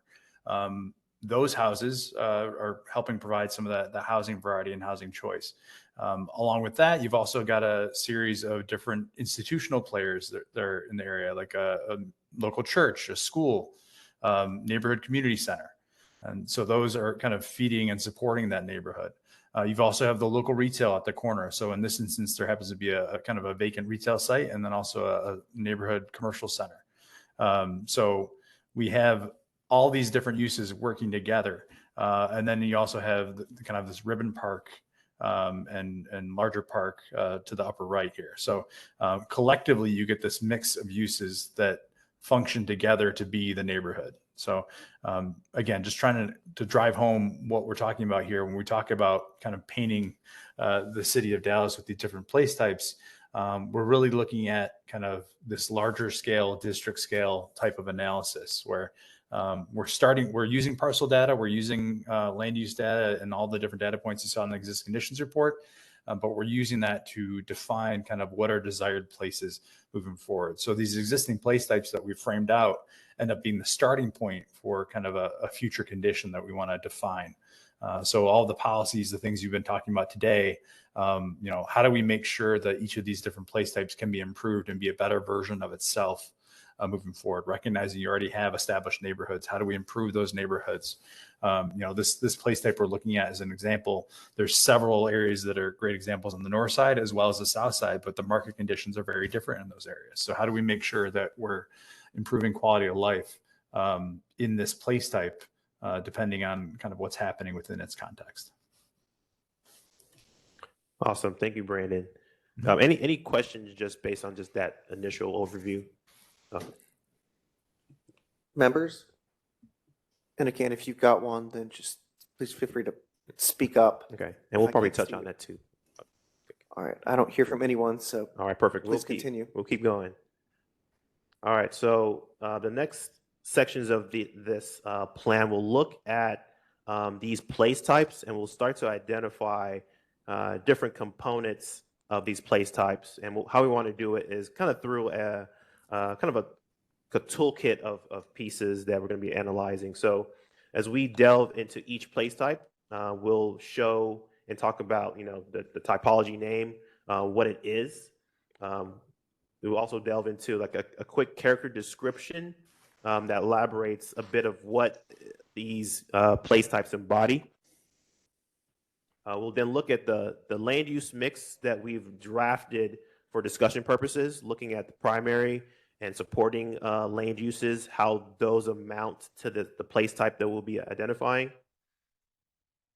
We'll touch and show a few character images that were taken through just our canvassing of the city, and get your feedback in terms of if some of these need to change or be modified. And then we'll also look into the block configuration and the land uses that amount to that as well. So all those elements together, the typology name, the character description, the land use mix, some images, and the block configuration will be helping us to understand the big picture of what that particular place type means and what it's trying to embody. And as we go through the suite of place types, we'll be soliciting your feedback to see if we missed anything, if anything needs to change, need to be added, deleted, whatever. This is what this discussion is for. I know, again, we're kind of strapped for time, so we'll try to be as efficient as possible before the 11 o'clock hour. And Lawrence, All it's right. probably worth noting, so doing kind of months worth of analysis, working with you all on this, we've developed a list of 13 place types. So Right. that was that matrix that was shared earlier. But so this is that starting point, like I said, for kind of future planning, where we're going to take these existing place types and then see what needs to be tweaked to modify these to become kind of future forward place types for the planning process itself. Right.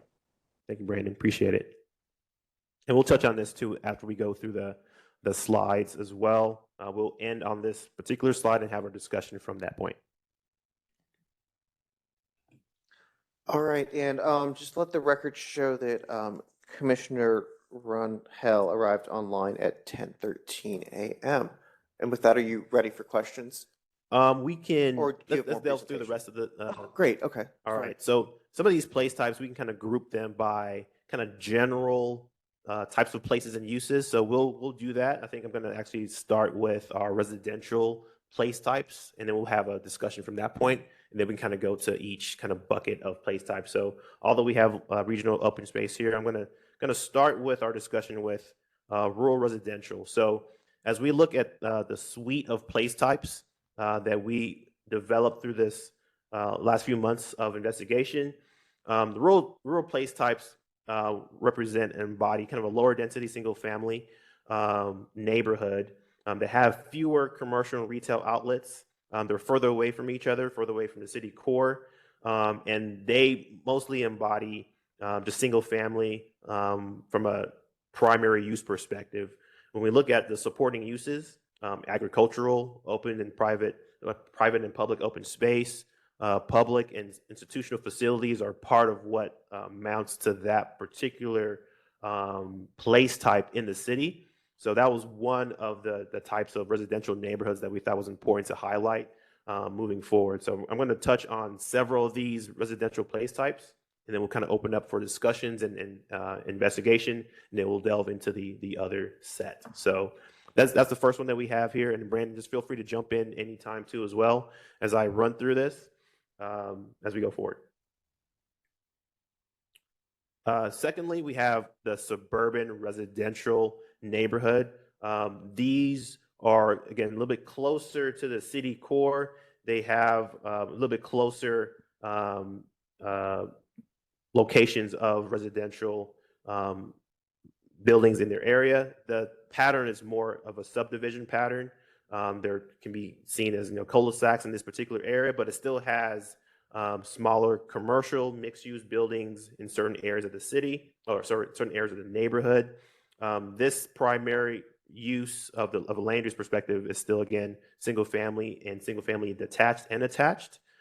Is also supported by the same supporting uses, private and public open space, utility, public and institutional facilities. So this one, and as we go from the different residential neighborhoods, one of the defining factors in terms of differentiating some of these neighborhoods is the street structure, how dense and how structured that is in each of these areas. And that's something we looked at as well as we kind of try to figure out how we can define each of the differences of these particular residential neighborhoods.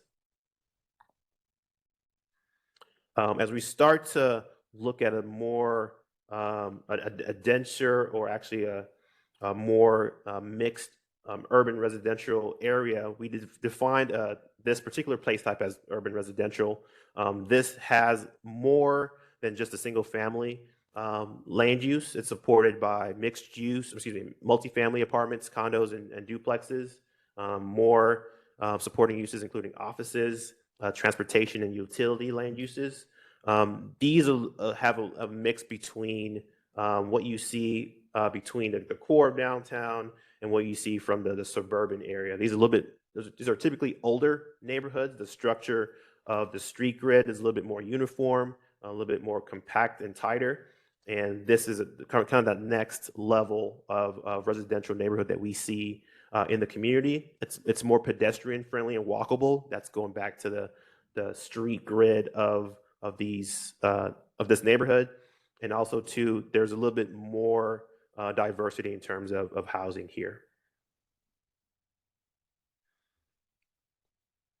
And the last residential neighborhood that we want to touch on, and I mean, it must also preface this. So the names that we've come up here, again, draft again. So is there anything that kind of doesn't make sense as we talk through these? Just let us know. We can kind of play with nomenclature. But in terms of just big picture, I think we saw 4 of these residential neighborhoods in the city. So the last one that we're going to be talking about is what we call the mixed residential neighborhood. This is comprised of higher density development, anywhere from single family to high-rise multifamily developments. Includes mixed use, supported by even more supporting uses, lodging, in addition to commercial parking and personal and retail services as well. This is closer to downtown. There's even more of a pedestrian accessibility on this one. Access to retail, access to commercial amenities are higher here. And this is usually the neighborhood that's closer to the urban core that we see in the city. So just in general, just to kind of give a quick recap of what we just mentioned, there are kind of 4 residential place types that we're proposing to talk through that embody the current state of things in the city of Dallas: rural residential, suburban residential, urban residential, and what we're calling mixed residential neighborhood. So again, through our discussion, we can kind of refine and tweak these names, but I just want to make sure that they embody what you all also see on the ground. And if there's any place for tweaking, we're ready to take those comments right now. And I guess I want to note that the mix of supporting uses really does vary. I mean, you can see that a couple of these are predominantly single family, but then in this example, agriculture is supporting use because there are kind of active, kind of larger scale ag happening in these areas versus suburban and urban. And then as you can get more to that mixed residential core, you've got increasing amount of retail. But for all of these, we have some kind of mix of uses that isn't just the residential. Thanks. Are you all ready for questions? Comments? Yeah. I'll start off with just 1 or 2, then I'll hop to some of the other members. One, I think we need to think carefully as we develop walkable neighborhoods about whether we can gently add retail and personal service uses into some of these neighborhoods. I think the only one I saw it added into is the mixed residential. I didn't see it in the urban residential, so that's something to consider. The other question I had was on category type. It seems to jump from single family detached and attached all the way up to, oh, never mind, I saw the duplex thing there. I apologize. I'll turn it over to other members. Commissioner Carpenter? Yes, we're going to have to go back to place type 101 for me because I think we're buzzing through this pretty quickly. Is this designed to be descriptive or prescriptive? Is this supposed to be descriptive of what's on the ground, or is this supposed to be Right. take a little of that but vault it into the future? And then what? Because I'm trying to decide. Okay, if you have a suburban, I don't remember the suburban residential neighborhood, and you're saying there's a variety of uses that can be there. You can have, schools, institutional, churches, some retail on the corner. How does this place type allocate those uses? Would it then open up that entire place type to, putting, whatever, anywhere? I'm just not following exactly how this is intended to work. Right. And I can touch on the initial part of your question, and Brandon can also kind of support too. So beginning with this conversation, this is meant to be at first descriptive, describing what's on the ground through the lens of a place type. So we want to be able to look throughout the entire city, identify basically come up with a macro picture of what the city looks like from a macro level in terms of place types. And then when we move into the future of what we start to vision with the community where things could change, that's where we come into the possible prescriptive visionary piece of things, where these existing place types, some areas in the city, they can change from existing to future and more prescriptive in nature. Mm-hmm. And then the second question, could you elaborate on what that was again? Sorry. About the allocation of how you decide where certain types of, if you have a mix of uses within one of these place types, are there limits on where something can go? If it's okay for there to be some denser development on the outside of a suburban neighborhood, does that then open up the entire neighborhood to that sort? I'm just trying to figure out what the limits are of these place types. Right. And Brandon, you were going to ask a question? I can jump in. So you can see here in this example, we're showing an existing area of the city with that mix of, again, mostly single family with a blend of attached housing kind of supporting it, and then some kind of corridor commercial on the edge. What we're showing you today is kind of that preliminary definition of the place types.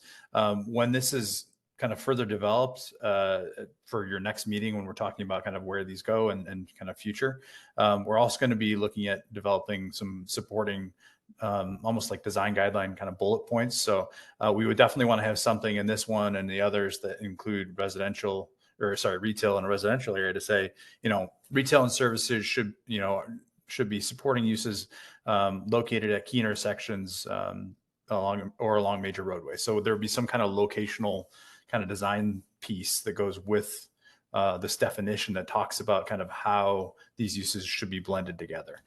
We don't want to make it seem like you can just drop in a corner store in every block if you wanted to. It needs to be constrained. But we do think it's important to note that there should be some mix. I think the comment earlier about, the idea of talking about maybe some additional retail, for example, in the suburban neighborhood, I think is spot on. So that's when we start getting away from maybe existing to thinking about, all right, what's the policy we want to encourage, and how do we do that in a sensitive way with maybe some supporting bullet points. May I continue?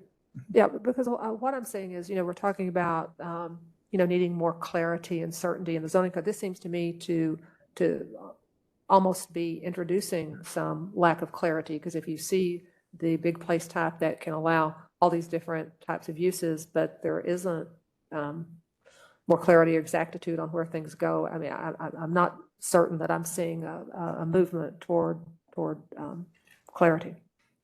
Right. So I think what we're doing again with this place type discussion, I think we're starting from that macro level in terms of the suite of things, suite of land uses that lead to what we can be actually getting that clarity from the zoning piece. So when we're looking at what a community wants vision perspective wise, this place type provides the level or the tool to basically have that flexibility in terms of this is the type of neighborhood that we want. These are the type of land uses that could support that. Looking forward into time, 20 years from now, we want to make sure that that vision, if it's pretty strong, that this document can still hold true. And then whenever we get to a zoning case, for example, we can look back into that matrix, for example, see those supporting land uses, see those primary land uses and make it that determination based on what's on the ground in terms of how to apply zoning updates or ordinances to line up with that vision. So I think this is meant to basically frame the vision. It's not an implementation tool. I think it's important to mention that. So it's going to start macro and not as specific at this point. But when we do get to a little bit more clarity, like Brandon mentioned, there's going to be some policy recommendations that for each of these place types that say where things should go, how dense they should be. And that should kind of lead to the zoning piece of things where we start to apply those on the ground parcel level decisions based on this supporting document that we have here. So they're supposed to work in tandem. One's more visionary, one's more implementation specific. This is not an implementation document, so it's important that we have both working together. Well, if this is intended to be descriptive of the residential patterns that we have existing, then I think, we've missed a couple, because I know in West Dallas, we have places where we have residential neighborhoods, single-family homes with, industrial right next to them. So whether we call it I don't know what we call it, a residential industrial jarring adjacency neighborhood or something like that. And then we have places in the southern sector where we have a lot of agricultural land where, you have more the rural residential type, but now the market is wanting to put warehouses and trucking companies and things like that. So, I think if this is meant to be descriptive, we need to be descriptive of all of the types of, residential neighborhoods and what's going on, because these are some of the things that this whole revision of the code really need to look at. So definitely. And I think as we go to the other place types that we're looking at too, two things I think to kind of address that. There are going to be some of these place types that address that interstitial space between residential and industrial uses. So as we look at and start to map these place types, if we see there are certain areas in the city where like there are a few blips in terms of place types, we want to be able to understand from a macro picture, does that embody a lot of different areas in the city, or is it just one particular location? I think what we're trying to do from this discussion, I think we're noting this down, if that's a particular existing land use, we'll identify that. But moving forward, in terms of future place types, do we want to see that in the future as well? Place types that are residential, close to industrial, if that's a place type that we want to be able to focus and maybe change in the future, that can help us to think about, okay, maybe that's an area of change or focus, and maybe we identify new place types that are more flexible in terms of the residential types of uses that we're trying to bring in here. So I think we'll touch into that when we move forward with some of these other place types. But I think Brandon also. Lawrence, can I jump in on this? Oh, just real go ahead. Quick. Sorry, and I apologize to everybody. I'm on the road. I'm actually out of. Hopefully you can see my camera now. Andrea Gills, Assistant Director of Planning and Urban Design. And I apologize, I'm on the road. I'm actually off today. But I did want to jump in and just mention very briefly that I think that there are going to be certain areas where this scale of land use, we have to keep in mind of the various scales, that this scale of recommendations may not cover all of the specific issues that we need. And that is the case that through this plan, we will be able to recommend a follow-up either neighborhood plan or corridor plan, which we can go into much greater detail in parcel level analysis and parcel level recommendations. So this isn't the end all be all, but we want to make sure that we have this coverage citywide and enough guidance, because a lot of the areas aren't going to change. But we do understand that there are some of these historical legacies that are probably going to need much more greater detailed analysis. And we can do that through either a neighborhood plan or a corridor plan that gets followed up after the Forward Dallas process is completed. So I just wanted to add that in as a reminder as well. Thank you. No, I appreciate it. Thank you. And I guess I just maybe speak to a couple points there. I mean, I do think Lawrence said we'll kind of land on that, but we had the matrix that showed kind of the mix of primary supporting uses in those dots. We've worked in several communities where we've used the place type concept to come up with zoning recommendations that really basically talk about, all right, if it's a primary use in this place type, you can do it mostly as of right. There's really not much in terms of design standards you have to adhere to, but if it's supporting, chances are that means it needs to be done in a sensitive way. And so really those supporting uses end up being the uses that are flagged for different performance standards or site standards, design standards that really make sure, like, all right, yes, you can do retail in this kind of area, but it has to be on a primary, arterial, or collector. It has to have this in terms of landscaping. It has to have this in terms of parking screening.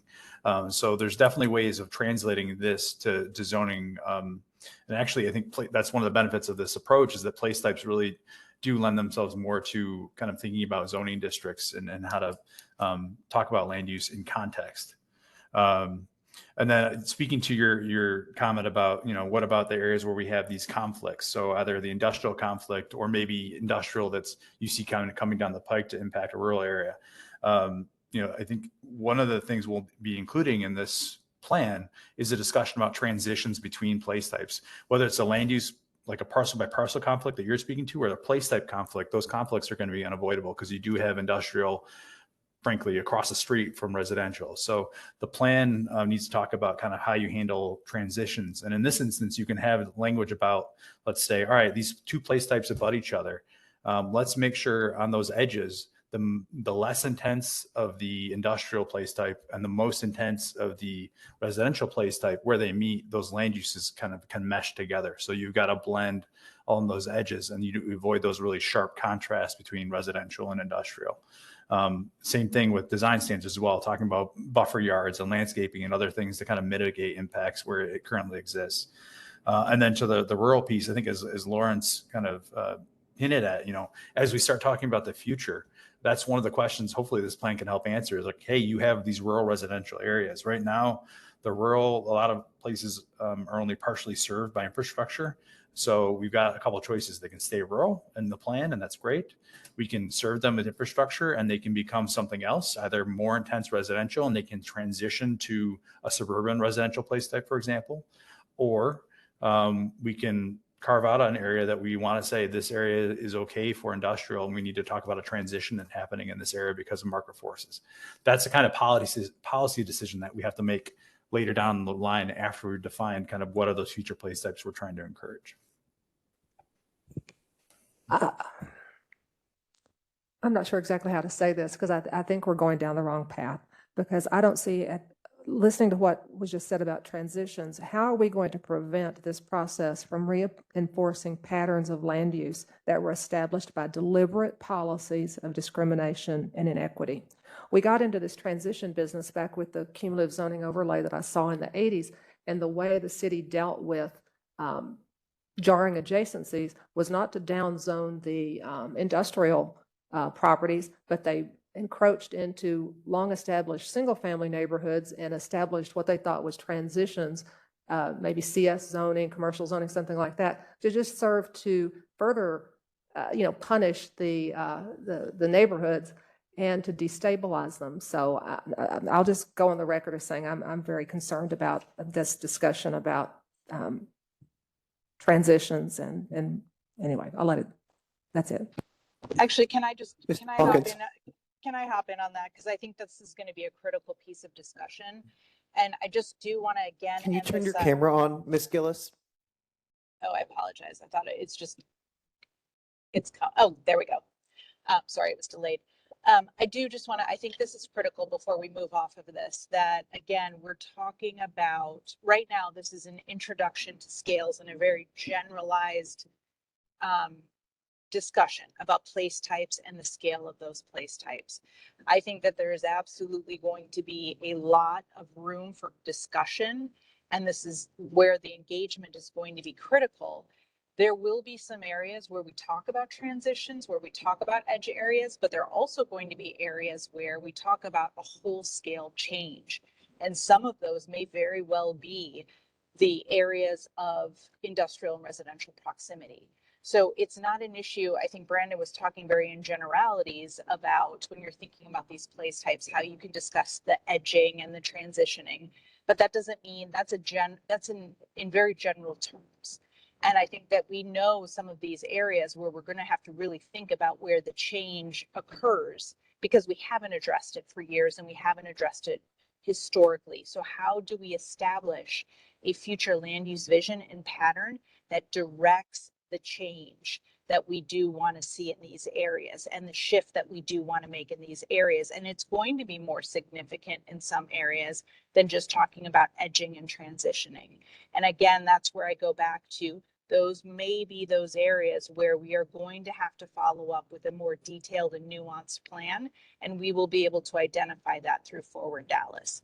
So I think, you know, a lot more discussion to be had, but I think that's a really good point, Commissioner Carpenter, about, you know, we have to think about using this in ways of thinking about how we address some of those historical issues that have never been addressed. So I just wanted to add that in. Thank you. Thank you. I just want, you know, to be on the record as I know how the community feels about this, that, you know, we don't want this to be an afterthought. It would, I think it would serve the city better if this sort of concern was incorporated into the process from the very beginning, but thank you. Yeah, and I just want to echo Commissioner Carpenter's concerns, whether it's a specific place type or two to deal with these historical inequities or, you know, industrial residential adjacencies or some other area of the report that specifically calls out some of these issues. It needs to be called out loud and clear and thought about very deliberately. Definitely. And I think just to, again, reiterate what already been said too. So these existing place types, again, are showing what's on the ground. And as we mentioned a few times, that transition from residential, for example, to industrial might not even exist in terms of what we're looking at, because there's a jarring connection between those particular place types. We want to show that here in terms of the existing place types. And when we have the discussion about what the future should look like, we'll bring up and have the discussion about how do we make certain changes in certain pockets or wholesale, like Andrea mentioned, in terms of making sure that that transition is done in a way that makes sense for the community residents moving forward. So again, this is just more of the suite of existing place types, but I think all the conversations here is actually exactly what we want to hear as we move forward with this discussion. Thank you. Mr. Hawkins? Yeah, so I think that is my concern, is the suite of existing place types, because they don't represent what's on the ground. And I think that the suite of existing place types have to have a more equitable lens. For instance, you know, I'm thinking about the first one you all have, which is regional open space. There's a picture of the Trinity River Audubon Center, which is not regional open space. It's a landfill. It's, you know, it's capped over and it lets out methane gas every day.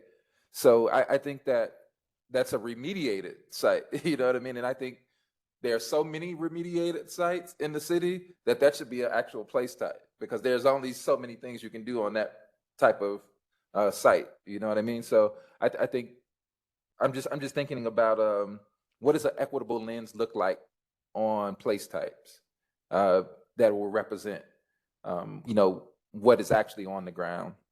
I'm also thinking about things that are like private-public partnerships for sites that also represent many places in the city. Thinking about Hamilton Park, for instance, which was labeled as the first suburban inner city Black community, middle class in the country, which would make it a different type of place type. You know what I mean? So I'm interested in what does the equitable place types look like, because this doesn't really represent kind of how city policy lays over place types, if that makes sense. Right. And I know that may not seem like a macro discussion, but it really is, because there's so many of those things around the city, you know? No, that's a great point. So I think as we do kind of get that feedback from your this body, I think that's important to mention, like you mentioned, that community in terms of showing that particular type of place type is prevalent in the city. So I think as we look at it from a macro level, if it's one or two, that, you know, that's something that we need to look at. Is that part of a existing place type? But if that is a particular type of place type that you feel embodies a different type of character or nature, we want to be able to address that here. So I think as we move forward, as others come to bear, please provide that input in terms of what this place type, this new place type that I'm thinking about, that should be part of this suite of things, addresses or basically feels like X, Y, and Z. That from a macro level, we can kind of take that new place type that you're suggesting, figure out the other locations that can be placed into, and then be able to make that. I mean, that stick. because these are general place types, right? Right. It means that, regardless of who you are, you can operate in these place types. For instance, Hamilton Park wasn't that. You had to be Black. That was part of the ordinance. Right. You had to be middle class. You had to be a 2-family house, right? Right. Those are very specific types of things. You know what I mean? So yeah. No, this is definitely. my example. No, and then the last thing, kind of moving forward, I don't think Brandon probably has a comment too. So as we look at the place types from existing from existing conditions, and then looking to the future, do we want to have a place type, like you mentioned, that is focused on a particular population? Do we want to have that place type identified as this is what we want to see in the future? That can be a discussion that we have. So as we're looking at existing place types here, when we have our discussion again, are there place types that we want to keep? Are there place types that should be future setting in terms of maybe more inclusive of other diversities? That's something that we want to make sure that we touch. That was my last question, because some of the words that you all use, like rural place type, also denotes a certain type of culture, which also is something that the city is now lacking. We don't have any ethnic enclaves, which also create a different type of place type, if that makes sense. So I'm really interested in if this description of place type, because you said it's descriptive and not prescriptive, includes like cultural enclaves, things like that. Right. So I think my answer to that, kind of looking at place types, not just in the city of Dallas, but let's just apply place types in the country. So let's use the urban core. You can see certain urban cores in the country. Those urban cores actually have different different cultures within there. So we're not looking to identify a particular cultural type of place. Right. From a general land use perspective, that's kind of the purview that we're looking at. When we look at the city, there's going to be different suburban neighborhoods that I have a question about that. Right. Okay. So for instance, like a Chinatown. Right. Where like the city ordinance for that land use would have to like denote a certain type of building in that space. Would that not be place type, or would that be something different? Yes and no. So from a land use perspective, we can't say this particular land use place type is going to be for this type of culture or demographic. We can't do that. But from what we can control is the type of land uses that lead to that. You could have different cultures come in and out over time. Say 50 years from now, a place that could be Chinatown could be another ethnic enclave that's still supported by those land uses. So we want to make sure that we develop place types that allow for that, because each culture, again, like we mentioned, like cultures change. Right now, we're predominantly in terms of the Hispanic culture, that's predominant race and ethnicity that we see here. 50 years from now, that could be different. So we want to make sure that these land uses and these place types allow for that cultural kind of change over time if needed, and not have to blow up this thing because we're so specific to a particular culture. Folks online, any questions or comments? If you do, just feel free. Ms. Rangel. Yes. First, thank you for the presentation, and I appreciate the translation as well. I did see that you sent that over. So I've obviously been listening to my colleagues, and I also agree that Forward Dallas shouldn't be kicking the can down the road when it comes to addressing and facing head on these historical inequities. I think even at the high level, we could still be very much so intentional.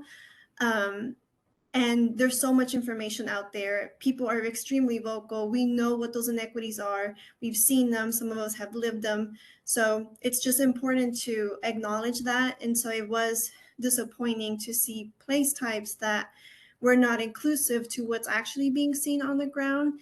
I understand that theoretically these place types are to be created for the future land use map. I get that, but since we're starting off at the existing land use level, then we need to make sure that this is comprehensive. And even if the intention wasn't to neglect certain parts of Dallas and what's happening on the ground, I think it's still important to acknowledge that and put it on the record.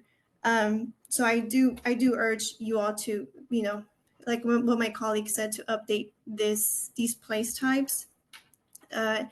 I do have just some general comments. If you go to page 54, slide 54 for me, please.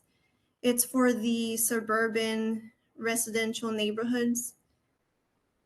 So something I noticed when it came to these residential focused place types were that there was mention about reliance of the automobile, pedestrian mobility, etc. And I was struggling with, okay, well, if these are supposed to be for the future,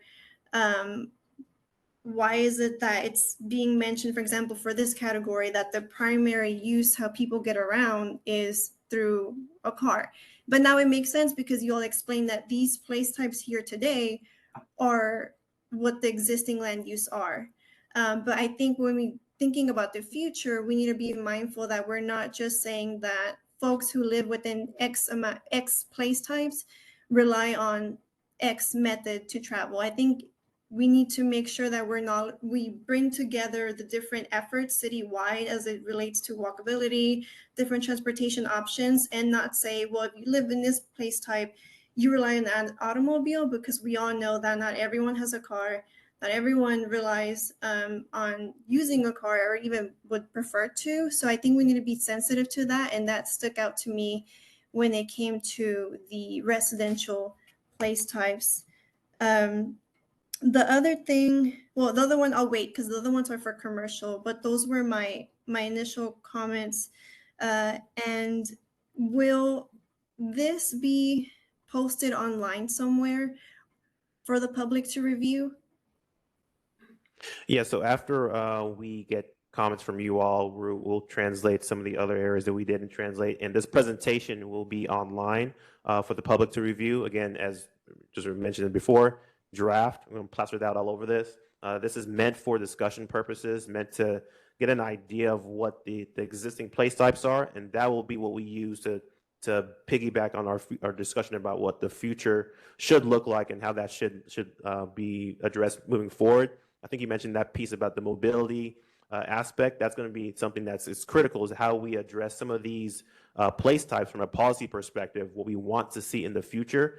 So just because this is saying that, predominant rural or suburban are reliant on the car, what do we want the city to look like moving forward from a policy perspective? So that's what we're going to be doing with this body. Next time we meet with the community who actually live in these place types, what do they want for this to look like moving forward? And all of that in terms of community feedback, staff review, all comes together in terms of what we develop and we produce. And I think in addition to the place types that we're going to be developing, we want to be able to use data to basically help support how these changes would affect the future. So as we start to develop our scenario models in terms of, okay, if we want to change the way that we have transportation or mobility throughout these particular place types, if it's increased or decreased in these areas, this is what it looks like. Is this what you want, community, based on your feedback? And we go back to the drawing board. If not, and if so, we use that feedback moving forward. So I think everybody brings up a really good point in terms of, one, looking at what's on the ground, two, looking forward in the future. What's on the ground might not be what we want to be in the future. So we want to make sure that we are looking at both sides of things. This is going to be used to, one, create that baseline condition of what we're looking at. So when we do apply a future version of a place type, we can look back and compare what the pros and cons are for both. Thank you for clarifying. The other thing too is that for these primary and supporting uses, like the single family detached, like all of those, it would be helpful if you all provided examples,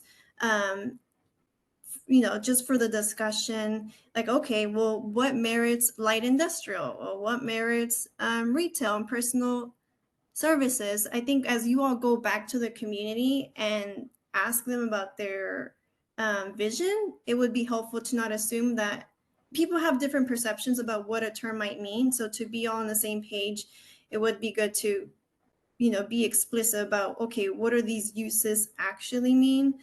And then for the single family attached housing stock, that one as well would be helpful if you all had a diagram that just showed what that means. So again, just not making assumptions, but just being clear, right? When you're having these discussions at the community level, to have all the information laid out, to have that constructive conversation. But that wraps up for my questions and comments for the residential place types. Thank you. No, thank you so much. Thank you. Any additional questions or comments? I have a Mr. quick- Houston. Thank you, Mr. Chair. Great presentation. Again, Lawrence and staff, we appreciate this update. I want to first state, I want to state the importance of not, I don't want to say ignoring, but placing historical context specifically on visions from the Bartholomew Plan, Kessler Plan, that context of racial exclusion, more as a data point in our future plan or our current plan. I think it's important for us to state that because of how our city has been designed based on those stems, even though we are moving forward to quote unquote erase that history. It's important for existing communities, specifically Black and Brown communities in the city, to see that because those plans are determining how our current land use is created. So I appreciate you all stating that you all use that in the research, but I strongly urge us to have that in this report because these communities are going to be impacted the most by this future plan, and all of the city needs to have that as a data point. So that's my first comment, which is the foundation for my question concerning the timeline between this meeting and next meeting. How realistic will we be able to have an updated version of this presentation for our next meeting? And then how will we be able to disseminate that to the public? I know that it'll be published once we finish going through it, but realistically, will that remain consistent with the timeline that you all stated on slide 8 for us? For community Right. input? So I think from this discussion, we'll go back and analyze some of those points that y'all mentioned. And what we want to do is come back to this body, show what those updated place types could be or the descriptions of what those look like, get the approval or thumbs up or that we're moving in the right direction related to the place types that we've developed here, and then hopefully use that suite of place types to start to identify areas in the city that could change or get focused on from a land use perspective. So we want to make sure that we're vetting this with this body before we move to the next point of time. In terms of timeline, we're trying to use this time through the rest of the fall, winter time to get that same type of feedback from the community, basically showing them the toolkit, the place types again, getting their feedback in terms of how it represents their community, and then moving forward, how should these place types be modified or tweaked to represent their community in the future. I think so from now to the end of the year, we want to have that initial discussion. We are also thinking about in the beginning of next year, if needed, we can push that a little bit, a few months to kind of make sure we're on the right frame of mind moving forward. But I think this is critical. This is the core of this plan.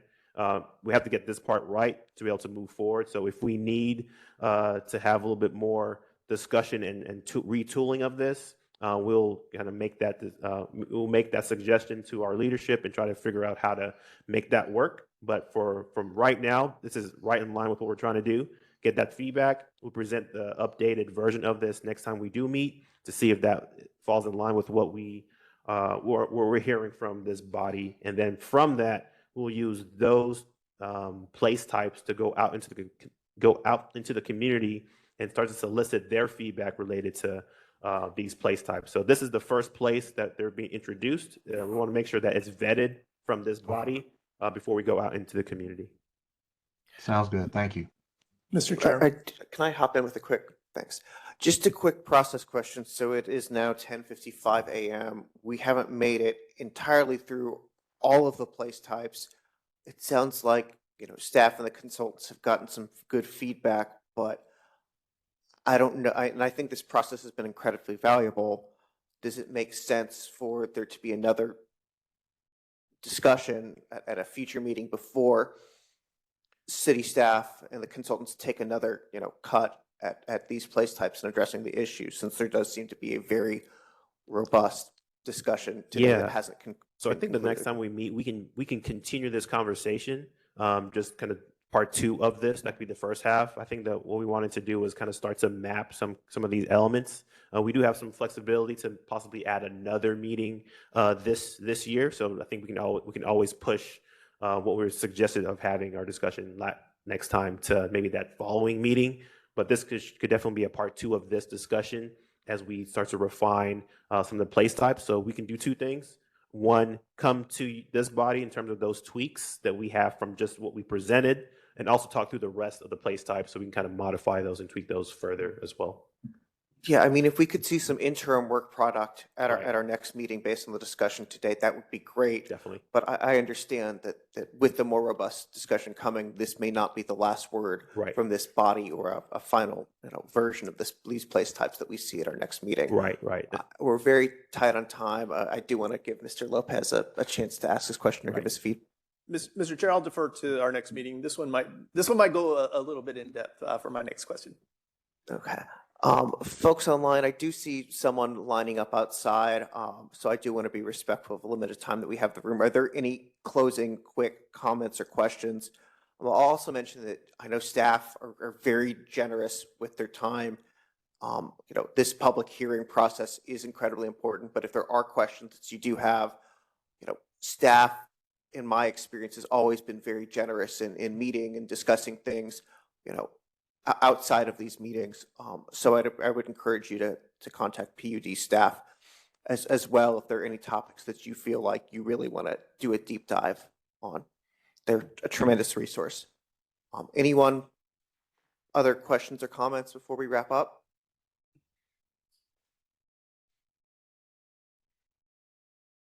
All right. Well, thank you so much, everyone, members, staff, consultants, for your time today. I think this has been an incredibly valuable meeting, and I look forward to continuing the discussion. And with that, it is 10:58 a.m. Sorry, Chair. Approving last thank meeting's you. minutes. Can I get a motion to approve the minutes? So moved. We have a motion by Commissioner Carpenter. Second by Mr. Lopez. Any discussion? Seeing none, all in favor say aye. Aye. Any opposed? Nay. The motion carries. Am I forgetting anything else before we adjourn? All right. Thank you for that catch. Mr. Price, it is now 10:59 a.m. and this meeting of the Comprehensive Land Use Plan Committee is adjourned. Thank you.